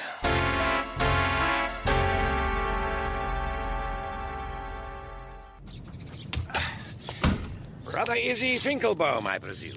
What happened to your eye? Funny things going on here tonight. Here, too. Some fella knocked me cold right here in the yard. Then, what's strange is he scarpers without taking a thing. Did you get a look at him? Oh, it was just after when you was meant to get here. I went out, I was wondering what had happened to you. Then, out of the corner of my eye, I caught sight of something moving down in the inspection pit. Under where the truck's standing now? Yeah, I thought it was a cat at first. Then, pop!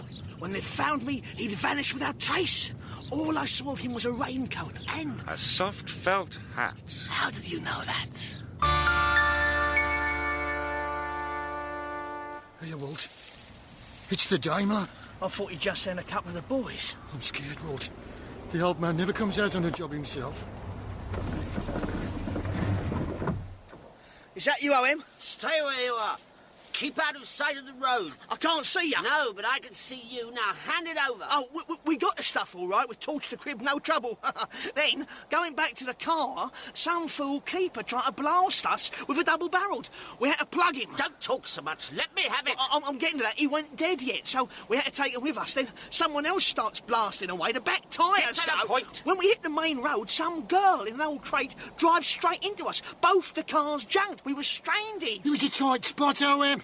We had to do some quick thinking. We shoved both cars off the road up a line, put the stiff in the girl's car and dumped it out in the main road so the first car would stop. Only it was a truck come along. Go on. There was 2 of them, 2 drivers, and they had, big tyre irons. You know. Everything's OK, boss. You don't need to worry. When I saw things weren't going all our way, I buckled a bag to the brake rod under the truck. You know me, I never miss. Now, this truck, the Midnight Special it's called, it does the round trip. All we've got to do is wait for it to come back and hold it up. All you've got to do is hold it up. You bungling half-wits. You get taken by surprise by a gamekeeper and kill him when there was no need. Now the whole county is swarming with police. Someone, an expert shot, hits both your rear tyres and you didn't even see him. You managed to collide with a stupid girl and then get yourselves beaten up by a lone, unarmed truck driver. Don't say anything. I've never seen a truck with 2 drivers. But all this bungling is nothing. Nothing at all compared to the colossal idiocy of strapping that bag to the underside of the truck and letting it get away. We'll get it back, boss. Just give us a couple of guns. We'll collect. You'll collect all right. Boss, no! No, don't shoot! It was his idea, boss. I told him he was stupid to put it under the... Drive on.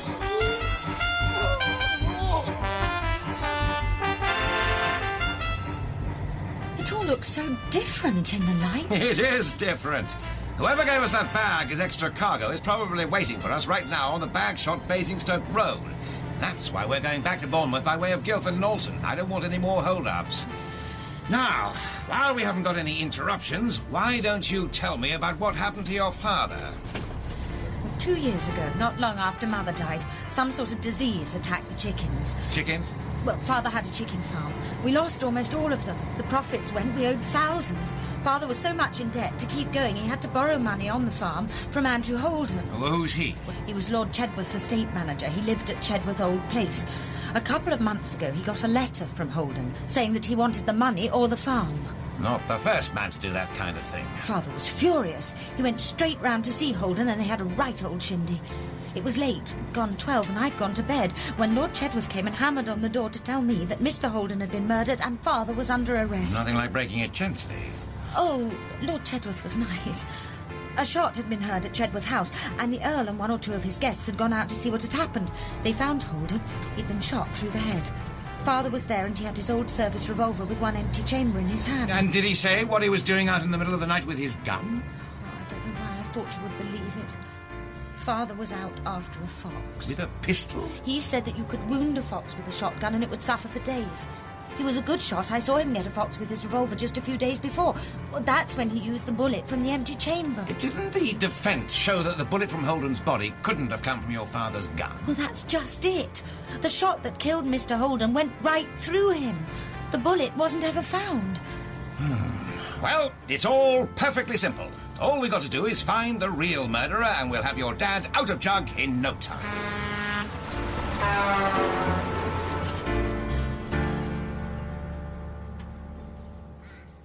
Morning, Constable. Everard, Joy Everard. I'm here to see Chief Inspector Williams. Miss Joy, over here. Oh, hello, Bill. I got your message. Mandeville, what are you doing here? Hello, miss. Chief thought it might be a good idea if I Well, stayed... things have taken a nasty turn, so I thought it would be safer for you to have Livingstone around. We've got 2 more bodies, both shot at close range. Seems like it's the 2 that tried to jump Conquest. I think they dumped the body of the gamekeeper in Miss Drake's car. What I can't work out is what they were up to. And what about these cars? No other clues? Nothing, no burglars, jemmies even. Oh, I don't like it. It's got all the hallmarks of a new gang that have pulled several jobs recently, and all we've got on them is that they're extremely violent. Killers, all of them. And word is they run by a particularly vicious character known as the Old Man. Do you know what strikes me as funny, miss? Spanking new Vauxhall, newish tyres, and they got 2 punches. You're right, Livingston. Those rear tyres didn't just blow, they were shot, and by an expert marksman. And that petrol can... A modern motor car like this has a big enough fuel tank to get from one filling station to the next without any trouble. Come on, Livingston. Let's get the top off. High octane, I'm afraid, miss. May I see? Look at this seam round the middle. Hold tight, Mandy. A false bottom, or I'll be damned. Oh, that's the neatest little oxy-acetylene kit I've ever seen. Just to think of the governor's birthday, miss. I mean, if you... Bill, this oxygen cylinder's half full, or more to the point, half empty. You know what this means? Yes. What? Well, no burglar would set out to crack a crib with a half-charged oxygen cylinder. A burglary was committed by those 2 dead men last night. Fred? Mr. Baxter? Pixie? Mr. Conquest. Oh, crikey, sir. Everything all right? Is the coast clear? No cops lurking. I've got Pecky Drake in the lorry. Those dirty crooks smashed up her car. She's flat broke, nowhere to go, and scared stiff of falling into the hands of the police. Oh, then what are you cabbing there for? Bring the child in, man. Mr. Conquest? I wouldn't make any noise if I were you, miss. Oh. Now, I'm in a mess, see? I don't want to plug you, so you're going to come with me, see? You're going to walk out the yard and get into that car like we was friends. Is that clear? Pretty clear. Peggy? Hey, you! Right, get out. Where's the pay special? And where the heck is Pixie, Fred? She went off in the car to see some sweet William bloke, said you'd know... Quick, Fred, have you got a car I can... I ain't got no car. You can take me motorbike. It's there, under the... Good man.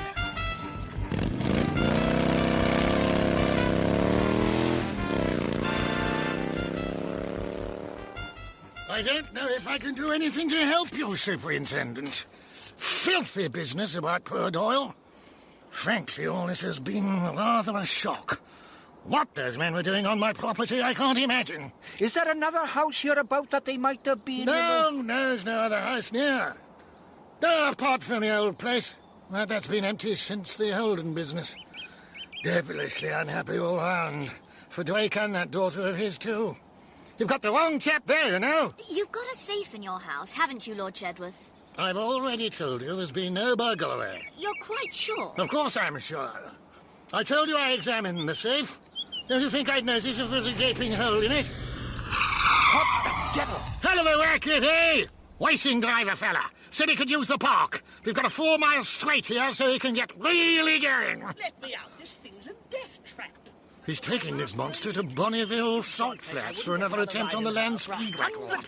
I couldn't even open her out at all, Chedworth. It's too rough down. Miss Everard! Ha ha, Miss Joy Everard, how perfectly marvellous to see you again. But I do hope this doesn't mean... Oh, not at all, JJ. She's going beautiful. Ah, I see. You must be the Mr. J.J. Pierce that sold Miss Everett a new car. Yeah, well, I can sympathise with your passengers. This is Mr. Archie Packington, a house guest of Lord Chedworth's. I may say, when I realised the car was being bought for Miss Everard, I became quite resigned to the loss. If that's meant as a compliment, JJ, it's a very nice one. This is Chief Superintendent Williams of Scotland Yard. Pleased to meet you. I heard there's been some unpleasantness. Anything fresh, Chedworth?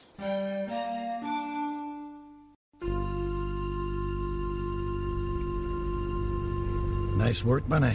What the hell are we going to do with a skirt? What do you want me to do? Leave her here to squeal? I had to bring her. It don't make no difference. We'll take her out to the houseboat. We could keep her there without no one knowing until I've driven over to the old man with the stuff. You've got what you want. Why don't you just put me out? You've seen the car, you've seen us. You'd squeal to the first copper you could find. And then how far do you reckon we get, eh? Here, Alf. It's here. Up this track. Here. She isn't bad.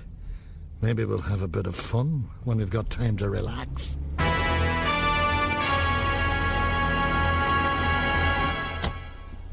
Well, thank you, Lord Chedworth. Please don't mention it, Chief Inspector. Only sorry I couldn't be of more assistance. You will let me know if there's any news? I'm sorry you're leaving so soon, Miss Everard. I was hoping I might persuade you to come for a spin in Thunderbolt 3. Oh, I'll take you up on that, JJ. Cheerio. Cheerio. What do you think, Mandy? Remington? Bit slim for a revolver, miss. If I had to guess, I'd go for one of them German makes. A Luger, maybe. Revolver? Luger? What are you two talking about? Mr. Packington, sir. We was just wondering what gun it was he had under his armpit. Have you both gone raving mad? Bill, you're a bit old-fashioned sometimes. You've got that deep-seated awe for the aristocracy and landed gentry. We've been hobnobbing with crooks this morning. Archie Packington had a gun in a shoulder holster. And did you hear Chedworth when I asked him about the safe? Yes. He said it hadn't been tampered with. What he said, Bill, was, don't you think I'd have noticed if there was a gaping hole in my safe? But we hadn't told him anything about the burglar's acetylene kit. Good grief. So there was a burglary. But, Miss Joy, if the Chetworth diamonds have been taken, why on earth wouldn't the Earl want us to know? This far enough, Mandy. I think Packington's the one to keep your eye on. He won't leave me sight, Miss Joy. Now, Bill, I think it's about time you and I track down the desperado.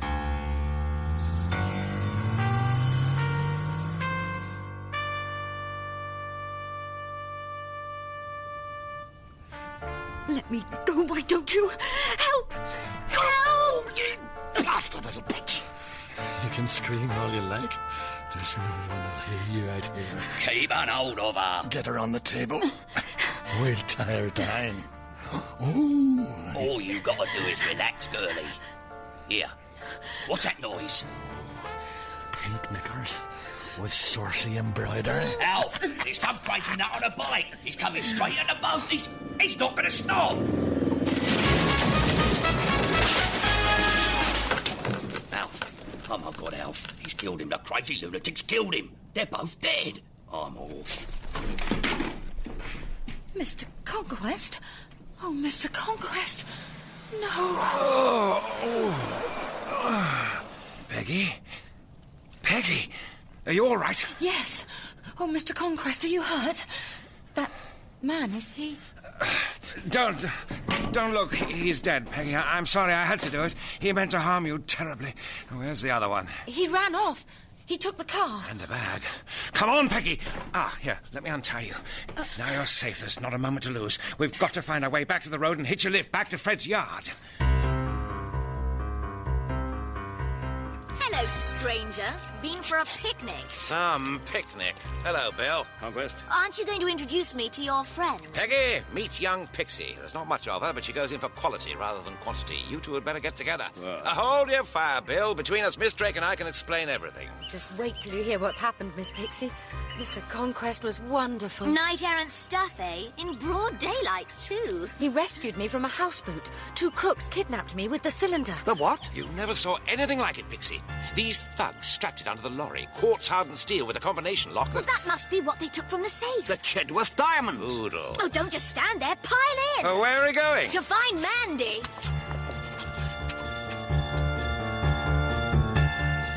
Finish the girl, you fool, when you had the chance. Are you sure the motorcyclist was dead? I can't see how he could have survived. A jump like that through all that timber.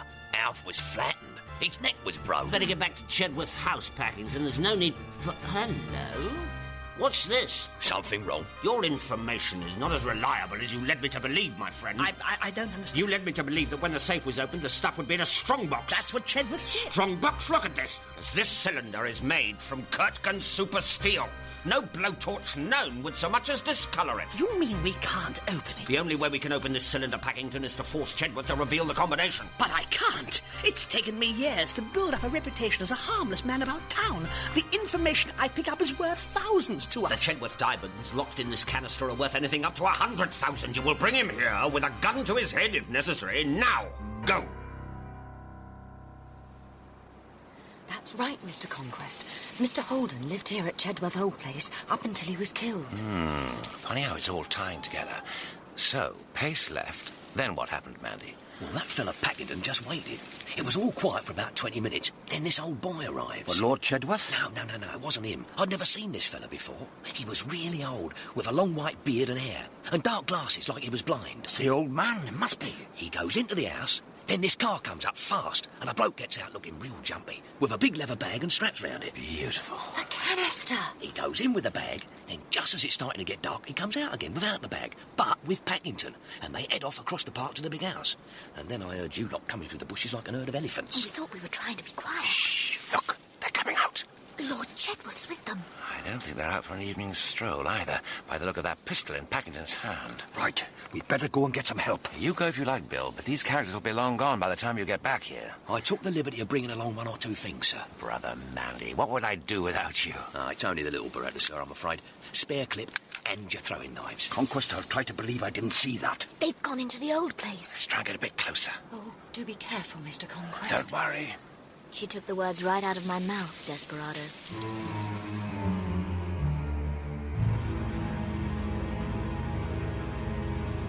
Who the hell do you think you are, you old maniac? Don't waste both our time. To be brief, you know the combination of this cylinder. I do not. I have a loaded gun. You do not. Open it. You're insane.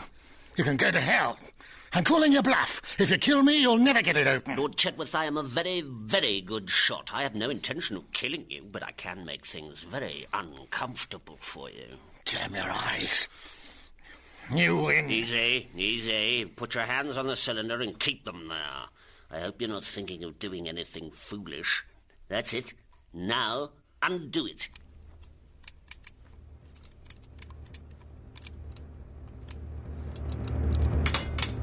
Catch, old man! I can't see! Help me! Yes! The windows! Packington, open the window!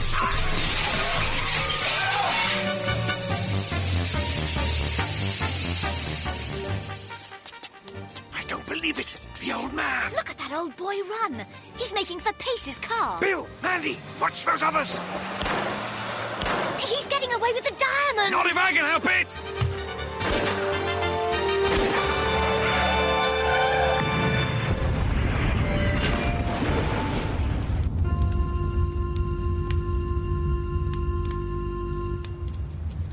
Thank goodness he was thrown clear. Is he dead? Good Lord, a false beard. And a wig. No, he's alive. So, this is the old man, otherwise known as... J.J. Pace. Livingston and Miss Drake have got the others. Oh, that was an incredible conquest. Both the back tyres. I've never seen shooting like it. Hang on, perhaps I have. Come along. Let's find the others. Where are the diamonds? It's lucky they are diamonds. They're somewhere in there.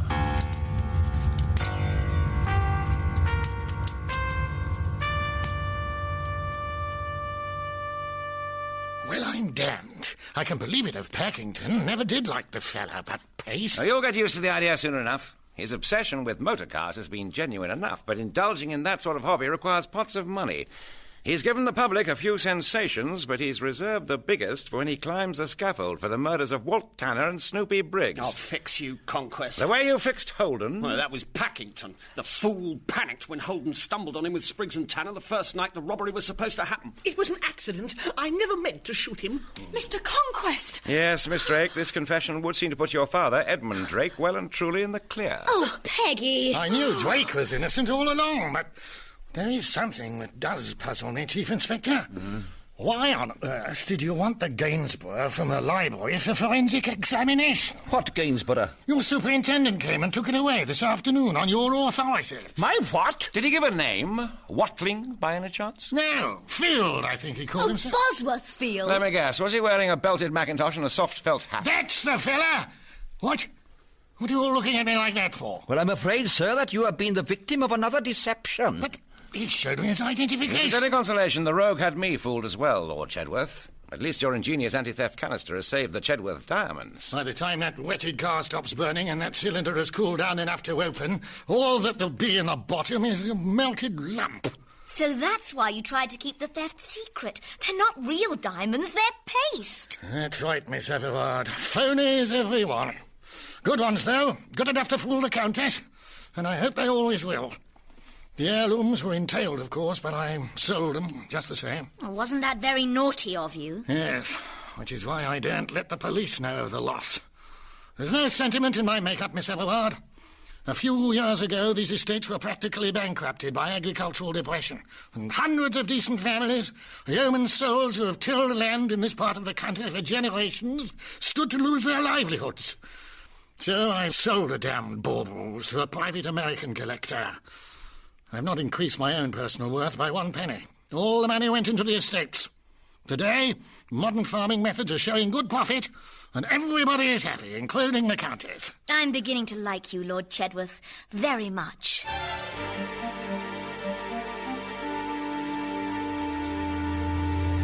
Are you sure you wouldn't rather drive? Positive. I just want to sit and watch the scenery go by. I'd rather like to take Thunderbolt 3 for a drive. Now give that rat Pace one thing. This is a wonderful car. I'm glad Bosworth Field didn't get it. He's the only one to end up with any boodle in all this business. Yes, but he took that from a man who, it transpired, was honourable. He's missing the point. I'm glad it was your idea to bring Peggy. She's been through a heck of a time. Is she asleep? And Mandy. It's funny how things turn out. This binge starts out with me driving young Fred's lorry, warms up with a murder or two, and out of a clear blue sky comes the truth of Peggy's father's innocence. Not a bad 24 hours work, my sweets. I was hoping you'd do something like that.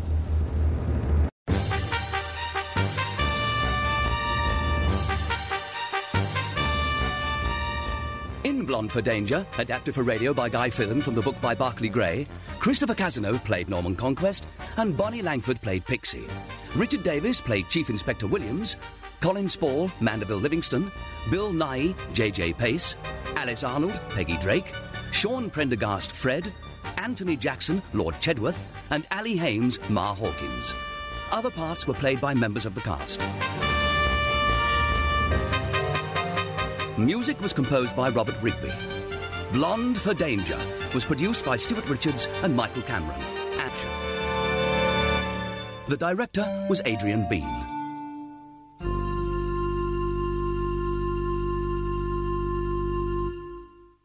Coleman and Astor. Stephen Thorne stars as Inspector Coleman and Joe Dunlop as Sergeant Astor in Michael McStay's detective thrillers.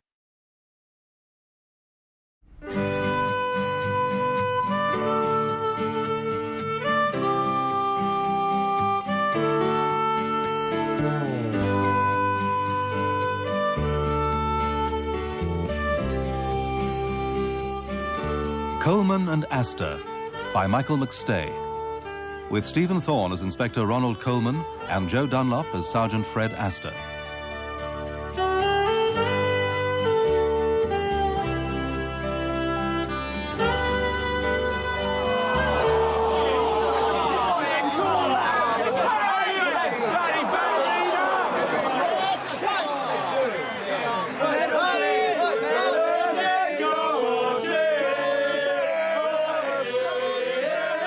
Death of a Hooligan.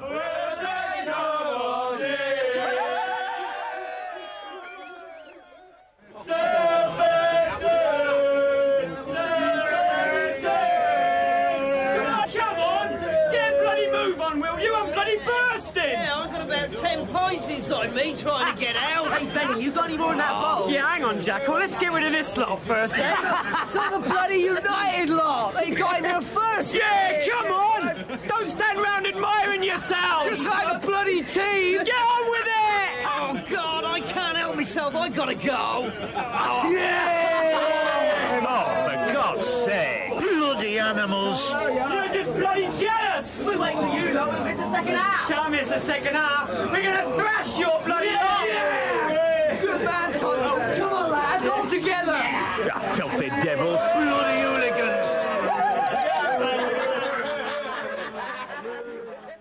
Hello. Yes, I'm still here. Where have you been?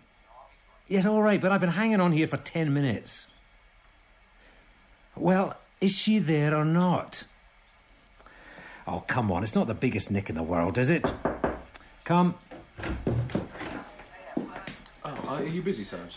Yes, I am. I'm trying to organise a sex life for myself. Oh, difficult at your age. Oh, you're funny. Look, I've got somebody in my office. Will you just tell Constable Pegram to call me when she gets in? That's right. Sergeant Astor. At South Hants Central CID. Oh, God. I don't know how some of these kids make it into the force. Most of them be hard put to catch a cold, let alone a real villain. Maybe this is the wrong time, Sarge. No, it's all right. What can I do for you? Perhaps when your sex life is better? Watch it, Terry. I'm on a short fuse on a day like today, and I'm very busy. Well, I was wondering if I might get away a bit early tonight. Terry, it's Saturday night. Well, you know what they say. If you don't ask, you don't get. Not only is it Saturday night, it's semi-final day up in London. And Southampton are playing Manchester United. I know that. Sometime after 9 o'clock, a crazed mob of supporters is going to take this city by storm. If the lads have won, the celebrations will be awesome to behold. And if they've lost, the grief will be orgiastic in its frenzy.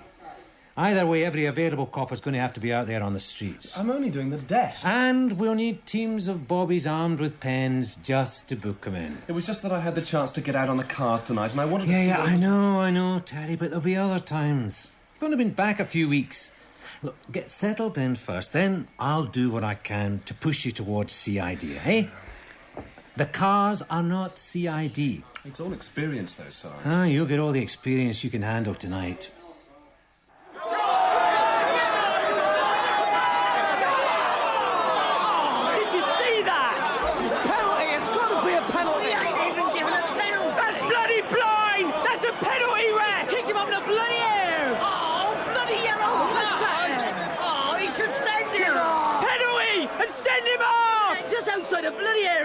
Bloody git. Pass us a bottle, Benny. Hey, shut up. Just watch your bloody game for a minute. I can't bloody watch. Pass us a bottle.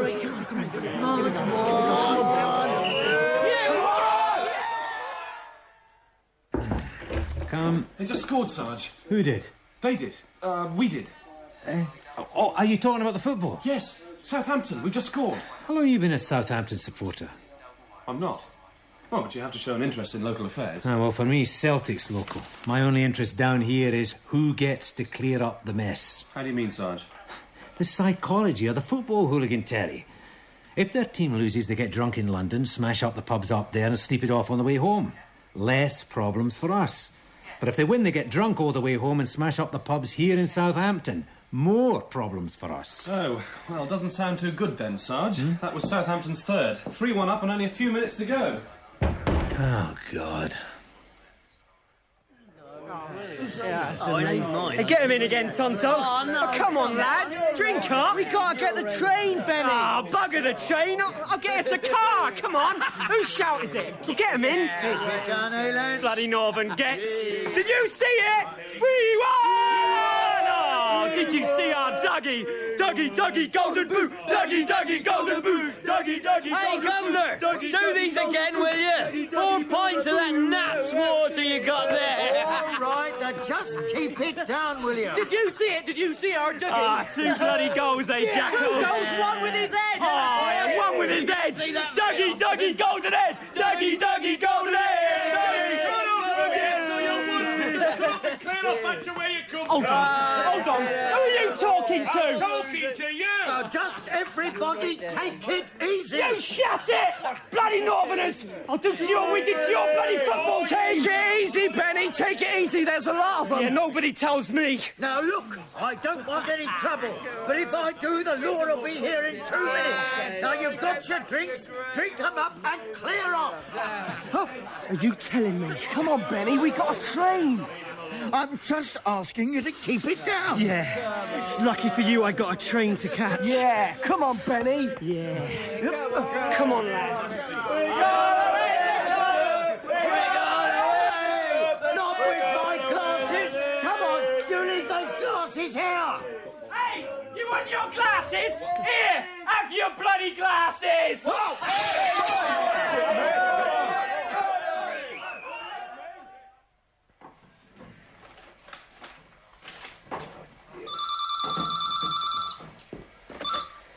Asta? Yes? Yes? Oh, if she leaves her front door open, what does she expect? No, don't tell her that. I see. In and out in 5 minutes, no trace. So what do you want me to do? I haven't got anybody. Saturday night. Send a car? Well, that's your problem. We're all a wee bit stretched. You know what to do. Take the details, make the right noises and get back here. And tell her to lock her blasted door in future. Damn, I give up. Never give up, Fred. A man's got a dream. It comes with the territory. What? Frederick March, dead of a salesman. I don't believe it. Of all the police stations in all the world. You had to walk into mine. Humphrey Bogart, I know that one. But what... Inspector Coleman, what are you... God, it's great to see you, sir. Well, it's wonderful to see you, Fred. But I'm as surprised as you are. What are you doing here? You're a long way from home. Well, I could say the same for you. But I work here. This is fantastic. It's good to see you. But what are you doing miles from home in the nick on a Saturday night? Not trouble, I hope. No, I was just passing through, as they say. Oh, really? On the way from Scotland? No. I've moved down south. Oh, no. But you loved it up there. What happened? Oh, long story, Fred. What are you doing here tonight? Oh, bit of business. Anyway, I saw the back of your head and I thought I'd know the back of that head anywhere. You just wandered in. Who was on the desk? Nobody. Good God, you could have been anybody. Excuse me. Asta? Yeah? Oh, OK. How old? No, don't do that. I'll come down. Busy? Oh, you wouldn't believe it, sir. Oh, that was just some 14-year-old girl caught nicking a couple of jumpers. I'll have a word, frighten her a bit and send her on her way home, eh? Look, do you have time for the one? Well, if you're twisting my arm, Fred. There's a pub just across the road. There always is. Look, if there's anybody on the desk, ask them to direct you to the Flag. I'll sort this kid out and join you there. Right, I'll get them in. You drinking the same? Grouse if you're buying. And better still, I'll come with you. Fred Asta. I have a Mr. Inspector Coleman with me. Makes it sound more formal. We're going to the Flag for half an hour. Well, hold on to that girl. Dry her eyes and give her a cup of tea. Oh, and if a Constable Pegram phones, I want to know. Well, tell her to stay where she is and I'll call her back directly. We'll slip out the back way. Look, if you're too busy, Constable Pegram? Oh, no, she's pleasure. Listen... I'm in charge here tonight. Well, in that case, I wouldn't want to drag you away from... No. They can't start the war without me. We can talk better over a jar. Look, there's no worries. I've got everything under control. Anyway, I need a break while it's still quiet. This town's going to blow apart in a couple of hours' time.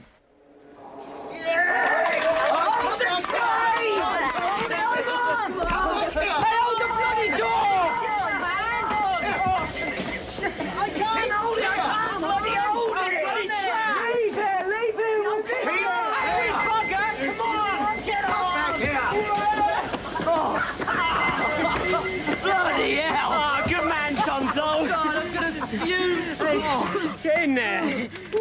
How'd Would you open this bloody door? No, I'm all right. I've got to sit down. Second must be down that way. Right, come on, lads. Here you are. This'll do. Oh, this is fun. Shut up, Peter. What's wrong with you? There'll be room in second. There's room here. I'm sure this gentleman doesn't mind if we join him. There'll be room in second. Are these seats taken, by any chance? By any chance? Hey, I'm talking to you. I'm bloody talking to you. I said, are these seats taken? I don't believe so. You don't believe so? Did you hear that, Tonto? He doesn't believe so. Oh, he doesn't believe so, eh? Did you hear that, Peter? Listen, let's go down second. Ah, shut up. Hey, don't bother about him. He'll be better with a drink inside him. Hey, I'm talking to you again. Would you mind if we joined you? It really is none of my business. You're bloody right it's not. Hey, get your bloody feet off the seats, Jacko. This is first class. You can't take him anywhere, bloody hooligan. Have you been to the match? No. Oh, you should have been there. Bloody slaughtered him. Yeah. Don't you like football? It really is a matter of complete indifference to me. What's that mean? Do you like it or don't you? Look, would you mind if we didn't talk? I've had a long day and I would like to get through these papers. What papers are they then? They're professional papers. Professional? Why? What do you do then? Well, if it's any concern of yours, I'm a doctor. I've been attending a conference in London. I would like to concentrate on these papers before getting an hour's sleep. Oh, leave me alone, eh? Yeah, let's get down the bar before they shut it. Hey, not for me. Give us a minute. I'm knackered. Well, had enough, have you? Who, me? Benjamin, the Torn Terror? I'm just getting a second wind. Yeah? What do you want? Hey? I'm talking to you again. Don't you know when I'm talking to you? Excuse me. Where do you think you're going? I'll find another carriage. You will not. You just tell me what you were looking at me like that for, just now. Nothing. Nothing at all. I thought I... Yeah, what did you think? I thought for a moment I knew you. I thought perhaps you'd been a patient. I've never been sick a day in my life. Obviously not. Now, if you'll excuse me... I shall be very offended if you leave. I shall think it's something I said. Just sit down, Doctor. And that's about it. I put as much distance as I could between Carrie and myself. Should have done it earlier. But we were a good team. What? Coleman and Astor? We put the fear of God into a few salmon poachers. It's a bit different down here. Wouldn't suit you, sir. Oh? I've always seen you as, well, a gentleman copper. But, like I say, I enjoy it. Keeps you off the street. Yeah. Being an inspector under strength, the workload's been heavier than it should, but once we get a new man, it should be a lot better. I wouldn't bank on that, Fred. How do you mean, sir? Well, you might get another of those, gentlemen coppers. I doubt that, sir. Not in Southampton Central. If you were a gentleman copper, you'd have to learn very fast or go under. Really? You didn't think to go for the job yourself? Ah, no, I'm not the type. I'm not officer material. Mind you, I'm enjoying running the shop at the moment, while it lasts. You don't think you ought to be, well, Saturday night? Time for another. Saturday night doesn't start till the football special gets back, and that's not for another half hour. Anyway, you know what they say, when the cat's away. No doubt, be buzzing around like a blue-arsed fly once the new man gets here. No doubt. But I'll worry about that when it happens. So what about you? What do you mean you've moved down south? Have you got a job down here? Yes. Because the last time you and I met, how did that Kelso business sort itself out? Well, you prevented me making a complete fool of myself there. No, I was... Anyway, Margaret and I discussed things at great length, and eventually I decided to withdraw my resignation. You mean... I mean, I'm still a copper. Oh, that's great news. Well, I certainly calls for another one. Janice, these again, will you? However, there were conditions. I'm really pleased. You're too good a copper. Well, you know what I mean. I'm glad you think so, Fred. The powers above were not so sure. They decided that after my little faux pas, it would be better for all concerned if I left Kirkcordry. They found me another job. Where? A city, Fred. You know how I hate cities. Not to this part of the world. Yes. Where? Not... I don't believe it. Well, you just said you were an inspector under strength. Not anymore.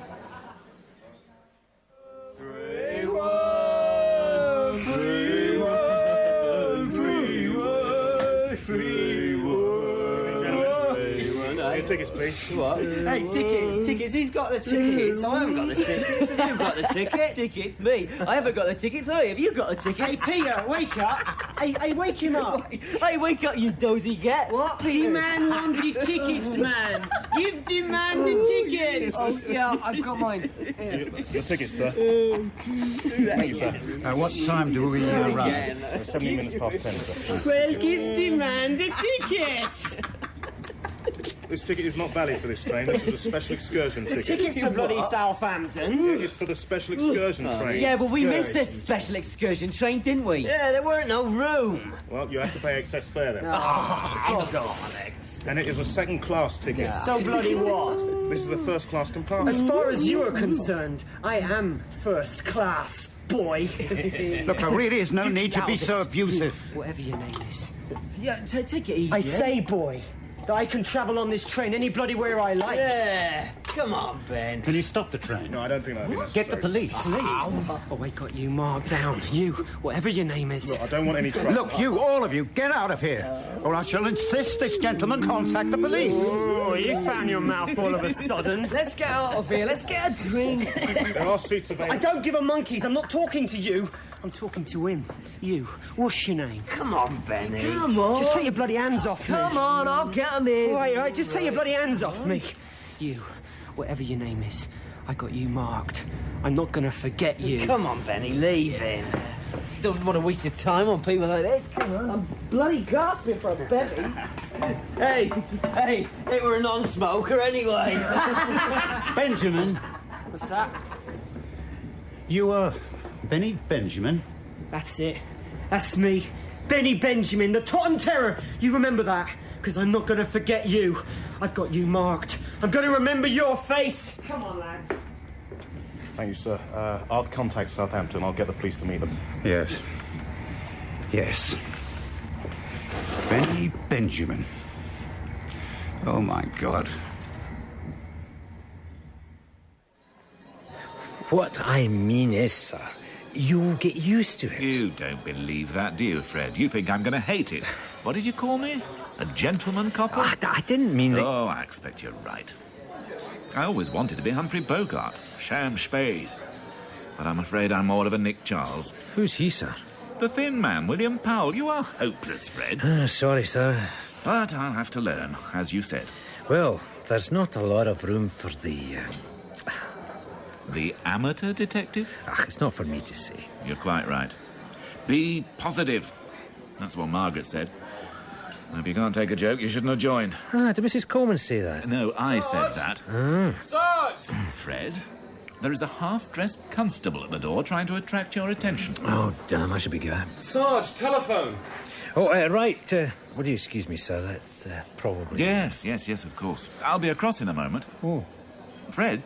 Yeah? Who was that? Oh, that's Terry Trench, PC Trench, sir. He wasn't wearing a hat. Oh, no, sir, he just popped across the road. He should be wearing a hat. Well, he was on the desk. Have a word, Fred. Let's be positive. Yes, sir.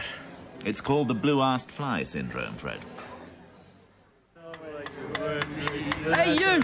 Do these again, will you? I'm out of bloody cash! You're out of bloody hope, you are. Hey, you barman! I'm talking to you. Get these in again, will you? Which way's the bog? I think you gentlemen have had enough. You what? I think you've had enough. Who's he calling gentleman? I'll be the judge of that. Do you hear that? He says I'm drunk. Do I look drunk to you? Rat ass! Hey, you!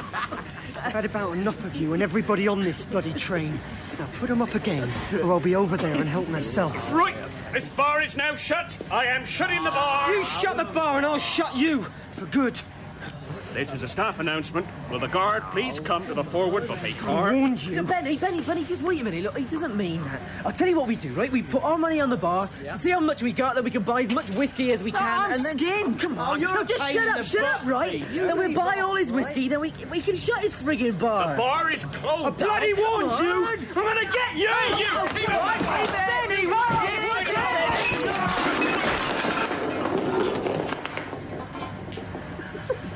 Benny, Benny? Is he all right? Benny, is he? He's all right, isn't he? He's not. Oh, don't be so stupid, Tono. He's just in his head.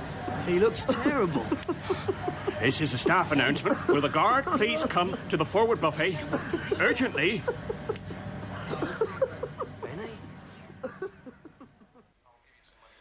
She was there, Sarge. Oh, she's not there now, is she? Listen. I asked her to hang on. You asked her to hang on, then you went over to the flag to find me. Oh, come on, Terry, that's 10 minutes. Do you expect her to hang on for 10 minutes? I don't know. If it was important. What's that supposed to mean? Nothing. Oh, butter wouldn't melt in your mouth, would it, Terry? Well, things are going to change around here. We're finally getting that new inspector. He's arrived. Oh, is that Inspector Coleman? Yes. How did you know? It was posted on the notice board a couple of days back. You didn't tell me. I thought you'd have read the notice board. Hello, Kathy. Look, I'm not in the mood, Vic. I read it every day. Eh? No. I heard you, Vic. The notice board, I read it every day. Would you just shut up a moment? No, not you, Vic. There's a lot of noise. Yes, we are busy. Good evening. Yes? Did you want something? No. Inspector Coleman. Stay at the hospital until you've got something definite. Oh, I'm sorry, sir. You got the driver? Constable Trench. Welcome to Southampton Central. Thank you. How old? I understood you weren't starting until Monday, sir. Well, I was in town. I thought I might you know take what the to do, opportunity Vic. to spy out the land. Yeah. Then get back as soon as you can. I need everybody. Constable Trench, I have walked Terry, through the front door of this police station twice tonight, and there's been nobody on the desk to stop me. No, sir. I'm sorry, sir. Yeah, you better get back there, Terry. Right, Sarge. It'll soon be getting busy. Saturday night. Nice to have met you, sir. That was my fault, sir. Not the point, Fred. He's a good lad. I'm sure he is. He's one of the new breed. There's a lot of them about. Straight out of university and on the fast track to Brands Hill and full of himself. Got his nose into everything and everybody over 30's dead. He could be right. Oh, no doubts about what's right and what's wrong. He's got a computer to tell him what he needs to know. Well, he'd do well to start by knowing that when he's on the desk, he's on the desk. Just keep him in line, Fred. Yes, sir. Yes, Terry. Yes, I know she's still waiting. Yeah, give her another coffee. He's a bit too cocky. But make no mistake, sir, that lad knows where he's going and how long it's going to take. Sounds as if he's after your job. Oh, no, sir. He's after yours. I promise, I never touched him. The next starting stop is Winchester. He just fell. I could get help. He's not going to last. Look at him, for God's sake. I'm going to be sick. Well, there's nothing else I can do. I mean, I don't know. I've never seen anybody... He was climbing across the bar. Oh, shut up whining, will you? He's going to die. And you shut up, Tom. We need the heads. Frig off, Peter. There's a doctor. Well, I could make an announcement. That bloody bloke back there, he said he was a doctor. Who? In the carriage, the guy we were with. Go and fetch him. No, I can't. He ain't going to come with me, is he? Look, I'll go. Benny's going to snuff it else.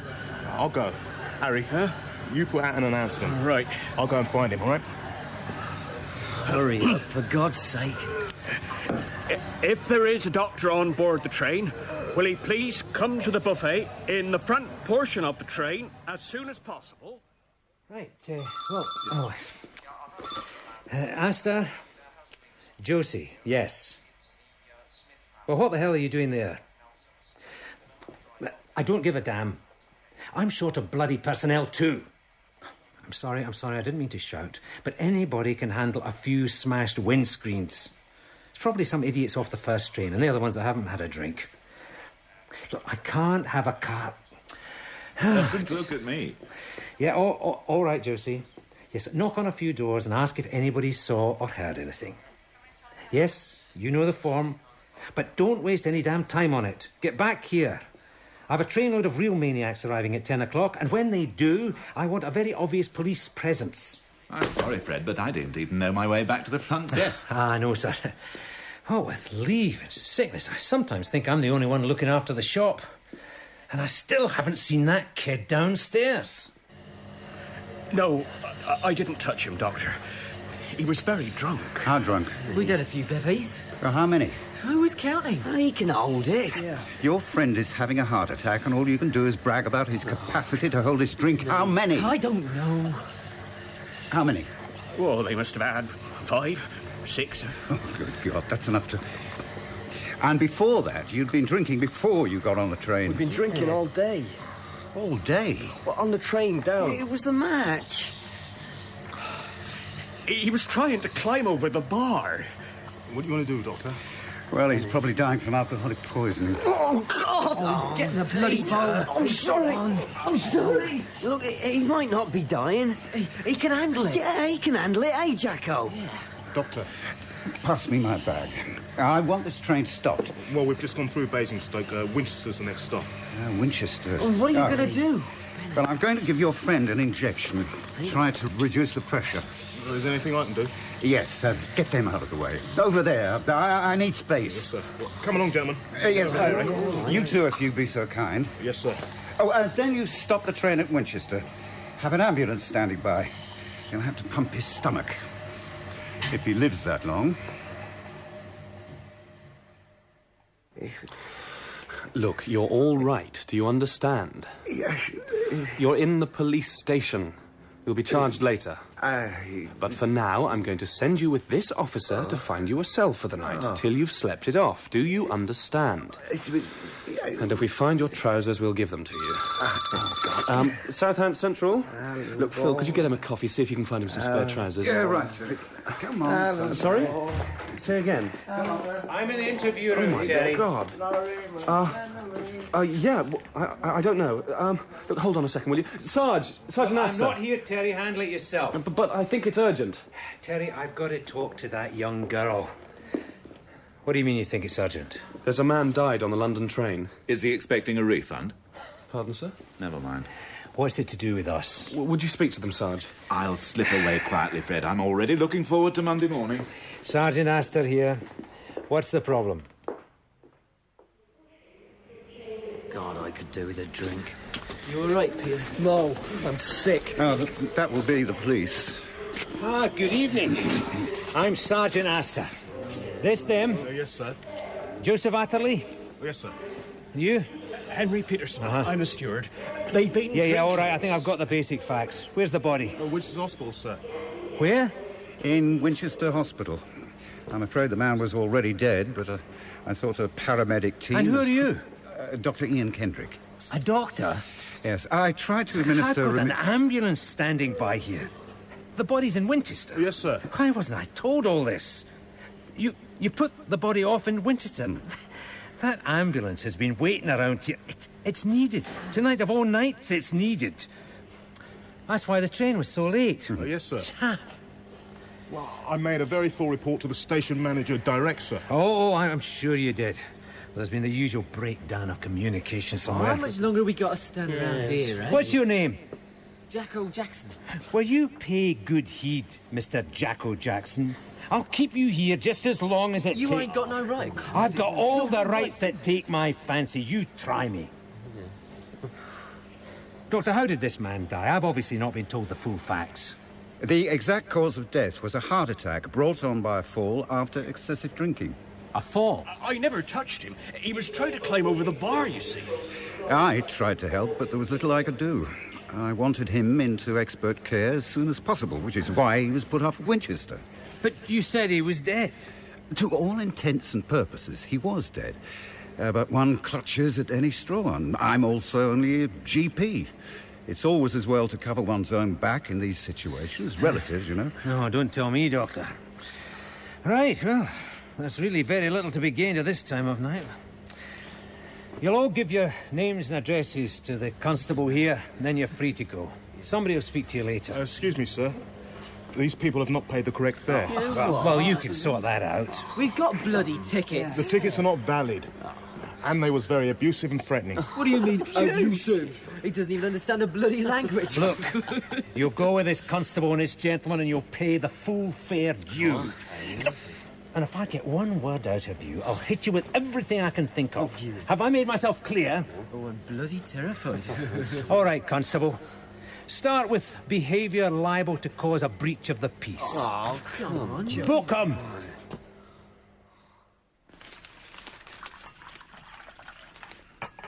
Is there much in the paper, Ronnie? You're looking particularly blank this morning. Am I? Sorry. No, there's not much news. Third cabinet reshuffle in 4 months. Saddam's nuclear threat. Bodies in freezer identified. That's the front page. What have you got? Pound slide continue... Oh, no, that's continued from page 1. Quite a dull Sunday on the whole. Perhaps we should change our paper. I'm sorry, Margaret. You were fairly remote last night, and you haven't said a word this morning. You didn't sleep much last night either. I hoped I hadn't disturbed you. Is it really that bad? Southampton Central. Yes, it is. Because it's the city. Because it's the city. But because it's the city, it's also the type of crime. I had a long chat with Fred Astor. Oh, you're going to enjoy working with him again. Well, there's nothing to say that we shall be working together. A lot will depend on Superintendent Beauchamp, pronounced Beecham. And what's he like? Oh, I haven't met him yet. That's my Monday morning treat. He'll succumb to your charm. We all do. Yes. I don't think the local villains will, though. All cities are not the same. Angry. I always think that cities are angry. I quite like Southampton. Well, you go in and out and spend a fortune. Of course you like it. But there's an underlying viciousness in the cities. Casual violence. You dealt with 3 murders in Kirkcaldy. Yeah, but they were committed by people of some quality. Oh, you've really settled in, haven't you? I've always loved the New Forest. Too many trees. When Daddy sent me off to Bryanston School, I don't think he was prepared for me to become so attached to this part of the world. I miss the mountains. And I wouldn't have met you. There's no vistas. Only the other day I had news of somebody else we knew. Not even a decent pub in the area. John and Jan Morton. I told you. They're all phony tourist traps. You haven't given the village a fair chance. Everybody commutes. I mean, it's just another London suburb. Oh, well, if you're determined to be a grouch. Ah, I'm not. I love to see you launching yourself into the village life, but it's difficult for coppers. I love the privacy of the old place. I know. It'll work out. I wish I had your confidence. You're such a gentleman. I love you, Ronnie. I don't suppose you'd like to go back to bed. No, I would not. I love you, but you're a fool. And I'm going to church. Doesn't seem to be my day at all. But I will put in a word for you with the Almighty.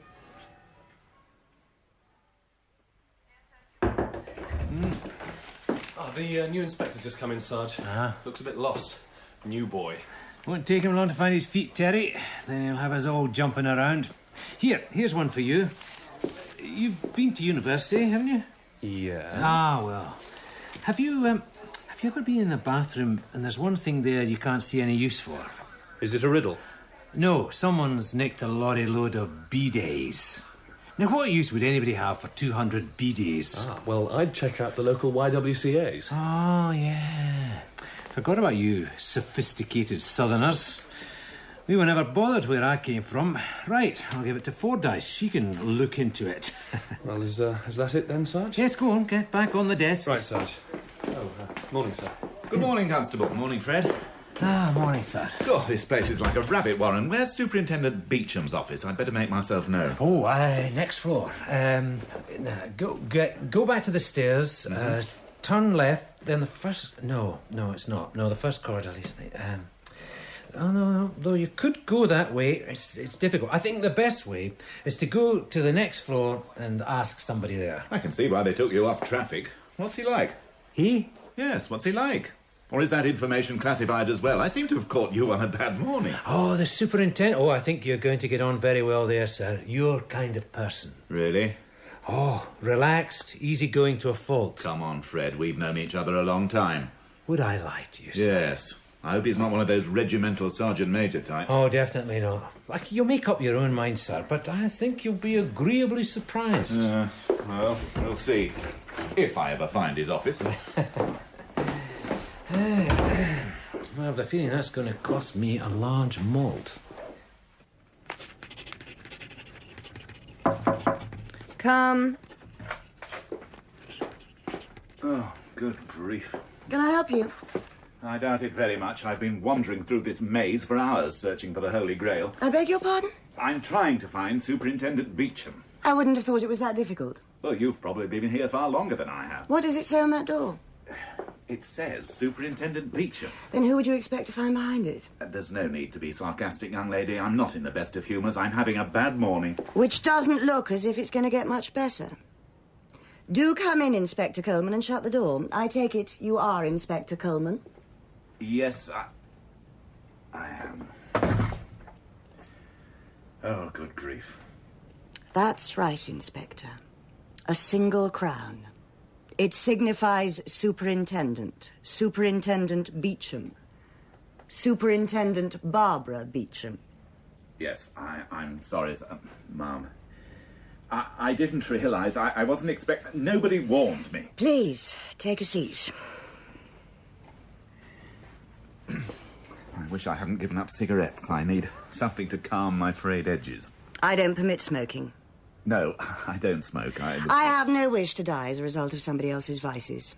The station is a smoke-free zone. It was one of the first changes I made when I arrived here. I think everybody accepted my reasons eventually. Yeah, I'm sure they did. There is an area set aside in the canteen. Yes, I was only trying to make light of... Would a coffee help you to relax? Too much caffeine. And it's too early for a large malt. Ah, yes.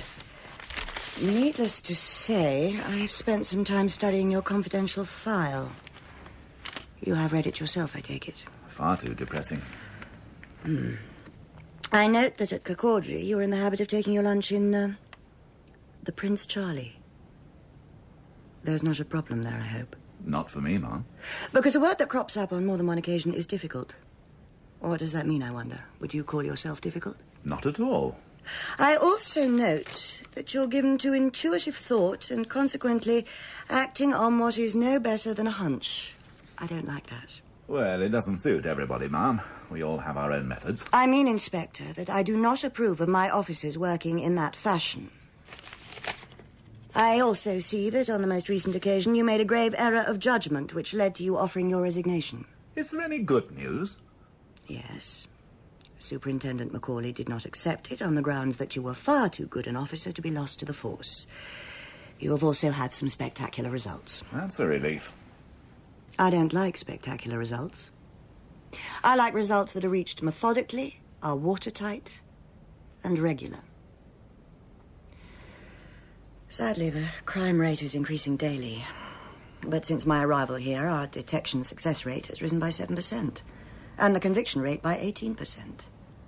I'm proud of that record, and I do not wish to see that progress hindered by any Lord Peter Wimsey inspirational methods of sleuthing. This is a tough area to police, Inspector. We're not playing Cluedo. I see. May I speak freely, Ma'am? Of course. If you've read my report carefully, you will also have noted that I've been a copper for a long time. Does it also say that I have considerable private means? I don't consider that relevant. It is to me, Ma'am. I'm not in this job for the money, nor am I in it for the glory. It's in my family, it's in my blood. I suppose you might call me a dedicated copper. There's a lot of aspects of the job that I don't like, but somebody has to do it. I'm only interested in your methods, Inspector. Your motives are none. You said I could speak freely. Over the years, I've developed my own methods. They suit me. If they don't suit you, the remedy is in your hands. Ma'am, in the meantime, where I take my lunch or how I spend my free time is nobody's business but my own, unless it affects my professional life. To be brief, I'm not accustomed to being treated like a naughty schoolboy.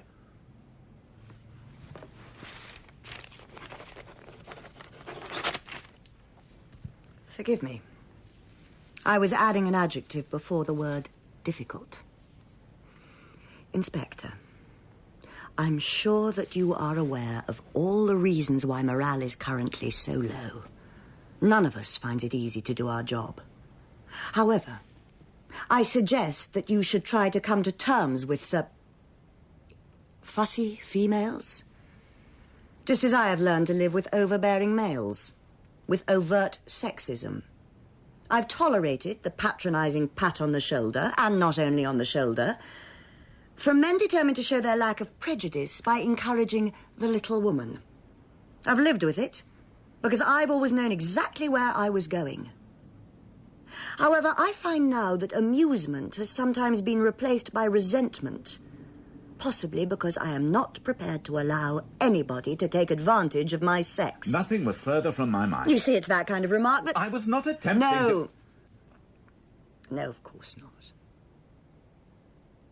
I apologize. That's my point. I'm aware that my experience has on occasion made me over-defensive. I suggest that you should try not to fall into the same trap. I'll try, Mum. Good. Inspector, I suppose that in view of your length of service and your appointment to a station of this size, you might have been expecting promotion. I had a long talk with Jock Macaulay. Then you're no doubt aware that in view of your past record, you're now to be considered as starting what can only be called a probationary period. I am also aware of that. Yes. It's not a situation that gives me any pleasure either.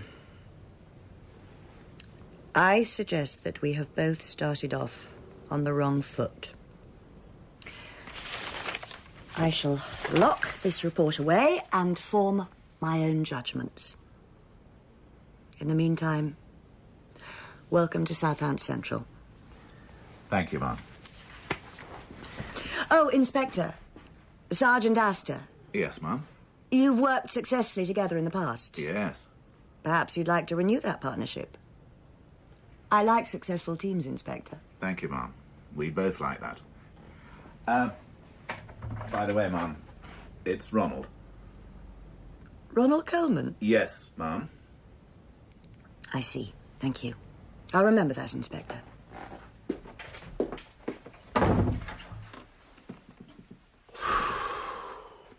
Good grief. Ah, Dr. Kendrick. Do come in, Sergeant Astor. Won't keep you a moment. Thank you. Oh, please take a seat.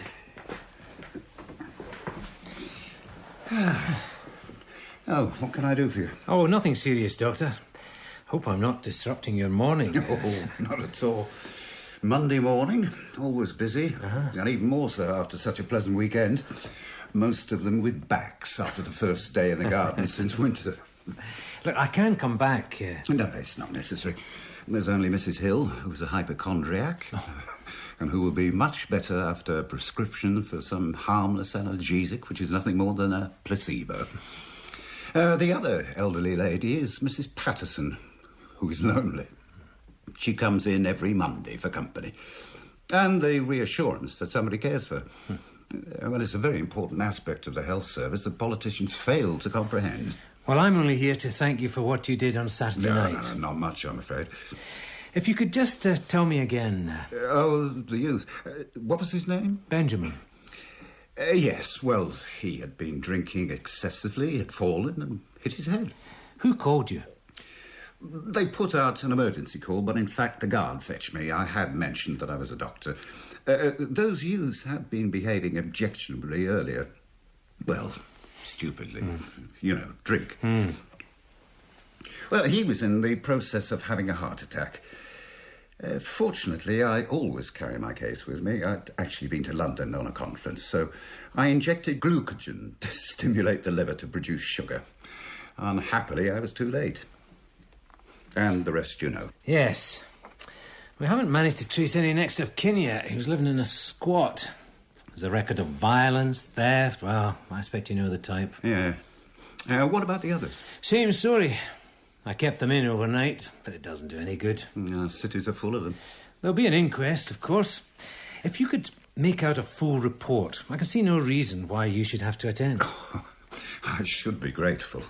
Not all my patients are Mrs. Patterson. I'm sure not, Doctor. Anyway, many thanks again for your help. I'll see myself out. If there should be anything else, but I really can't see that there will be. Oh, dear. Poor Ronnie. Don't you start patronising me. I'm not. I'm genuinely concerned. You're so very much a man's man. A chauvinist. I most certainly am not. Or perhaps I should say unliberated. You know what is man's work and what is woman's work. You're a little blinkered. Margaret, I just happen to believe that there are certain things that women do best. Like preparing meals and washing up and the ironing. You're sexist. I'm not. Tell me again about her ankles. Oh, that was a joke. I didn't see her ankles. Mind you, she had very slim wrists, which often suggests trim ankles. You'll get used to it, Ronnie. Just try to keep out of her way. A fat chance of that. I'm directly responsible to her. But she had the good sense to keep you and Fred Astor together. Yes. And he owes me a large malt. Oh? Yeah, he set me up. He deliberately chose not to warn me about Superintendent Barbara. I walked into her office like a lamb to slaughter. What are you smiling at? Nothing at all. How is Fred? Oh, he's fine. And, what was his wife's name? Carrie? Oh, no, that's long over. I hope he finds somebody. A man needs a woman. No, who's being sexist? Actually, I think he's interested in a young policewoman locally, but he's not having much luck. Missed a date on Saturday thanks to some young tearaway getting himself killed on the way back from the soccer game. Oh, yes. I was going to tell you. It was in the local paper. The doctor's name was Kendrick. No, I don't know. He lives fairly locally. Everyone's been talking about it. Everyone? I met Julia Hathaway. Who's Julia Hathaway? Oh, you know who Julia Hathaway is. She's the chairperson for the Friends of the Village. She told me. About what's his name? Dr. Kendrick. Fascinating. Well, it's interesting when it's somebody you know. Yeah, but you don't know him. Oh, stop nitpicking. Anyway, he was on the train. He tried to save the boy's life. Have I time for another of these before... Oh, we... yes. It's only a casserole. Apparently, he's had a tragic time with his daughter. Kendrick? What was that? Well, she was run down by one of those joyriders. Well, it's very sad. She was months in hospital. She was paralysed from the waist down, and I believe there was brain damage. And she was only a teenager. Yeah, this all looks completely straightforward, Terry. Everything here? Yes, Sarge. Steward, guard, and the 3 youths? I had to take those down myself. One of them couldn't write at all. All right, here's Kendrick's. Get them over to the coroner's office as soon as possible. Right. What is it, Terry? You're smirking. This has come in this morning. Report from the hospital in Winchester. Well. Alters everything, doesn't it, Sarge? Well, that alters everything, doesn't it, Fred? Certainly going to make things difficult for him. Poor man. The medical profession sticks together in cases like this. Oh, I wasn't thinking of that. He already has enough problems. Margaret tells me he has a crippled daughter. Hit-and-run accident. Well, you better go and see him again, Fred. Rather you than me. You wouldn't... It's your problem, Fred. And I'm still trying to come to grips with this little lot. I mean... Are these the crime figures for the entire southeast, or just our little bit of it? I did warn you, sir. Well, God warn Noah, but I expect the extent of the flood still took him by surprise. That alters everything, doesn't it, Sarge? Very much so, Terry. Wish you'd stop saying that. Oh, sorry, Sarge. Just thought I'd do some cross-checking. It was all there on Benjamin's record. Yes, it was staring at me on Saturday night. Even when the inspector mentioned the daughter, still... We're all human, Sarge. I expect you'd have got there eventually.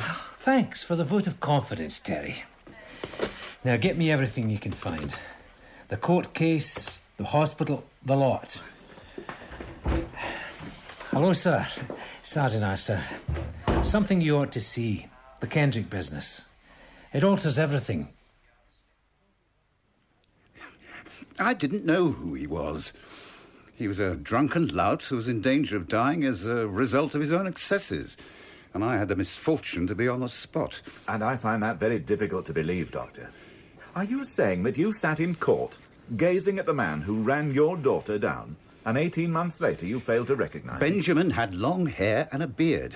The man on the train was a skinhead. And he died of an embolism caused by air being injected into the bloodstream. If you say so, Inspector. I don't say so, Doctor. The report from the hospital says so. You saw those men. Hooligans, filth. And the one, Benjamin, the one who called himself Benny Benjamin, do you know what they gave him? Dr. Kendrick. 6 months. 6 months for stealing a car when he was already banned from driving and hurtling drunk through the streets of Bournemouth until he hit my daughter. 6 months he got for that, Inspector. I can understand. Oh, can you? Do you have children? Would you like to see my daughter? She spends her days sitting in a wheelchair. Her head hangs on her left shoulder. She dribbles constantly from that side of her mouth. My wife devotes her day, her whole day, 24 hours, taking care of her, cleaning her, changing her, feeding her. And that bastard got 6 months. And he was on the train. They say that she can understand. I hope to God she can't. And this man, Benjamin, was on the train. I did not know it was him. You must see how it looks to us, sir. How it will look to a coroner. I did not know it was him. I found a man unconscious, having a heart attack, and I took the action that I considered appropriate. What would have happened if you had not given him the injection? Well, there's a faint chance that he might have survived the attack unscathed. The almost certain probability is that given the fact that he was unconscious, already going into a coma, he would have suffered brain damage, which could have had a variety of possible effects. He could have ended up like my daughter. And the injection you gave him? It was a hypoglycemic. Well, he should have recovered consciousness. But instead of that, air injected into the bloodstream... Well, I may have made a mistake. Given the circumstances under which I was working and given the urgency of the problem I was faced with, it is possible that I omitted to eject the air from the needle before injecting the patient. It is possible that under those conditions I made an error. A fatal error. Well, at best I shall have to face a disciplinary inquiry. At the worst, I may have to face a charge of manslaughter. Except that the man you killed was the man who destroyed your daughter's life. My duty lies with the patient, no matter what my personal feelings may be. But I repeat, and will repeat on oath, that I did not know who he was. I will take my chances, Inspector. The way things stand, I'd say his chances are pretty good. Yes. Well, there's not much else we can do, Fred.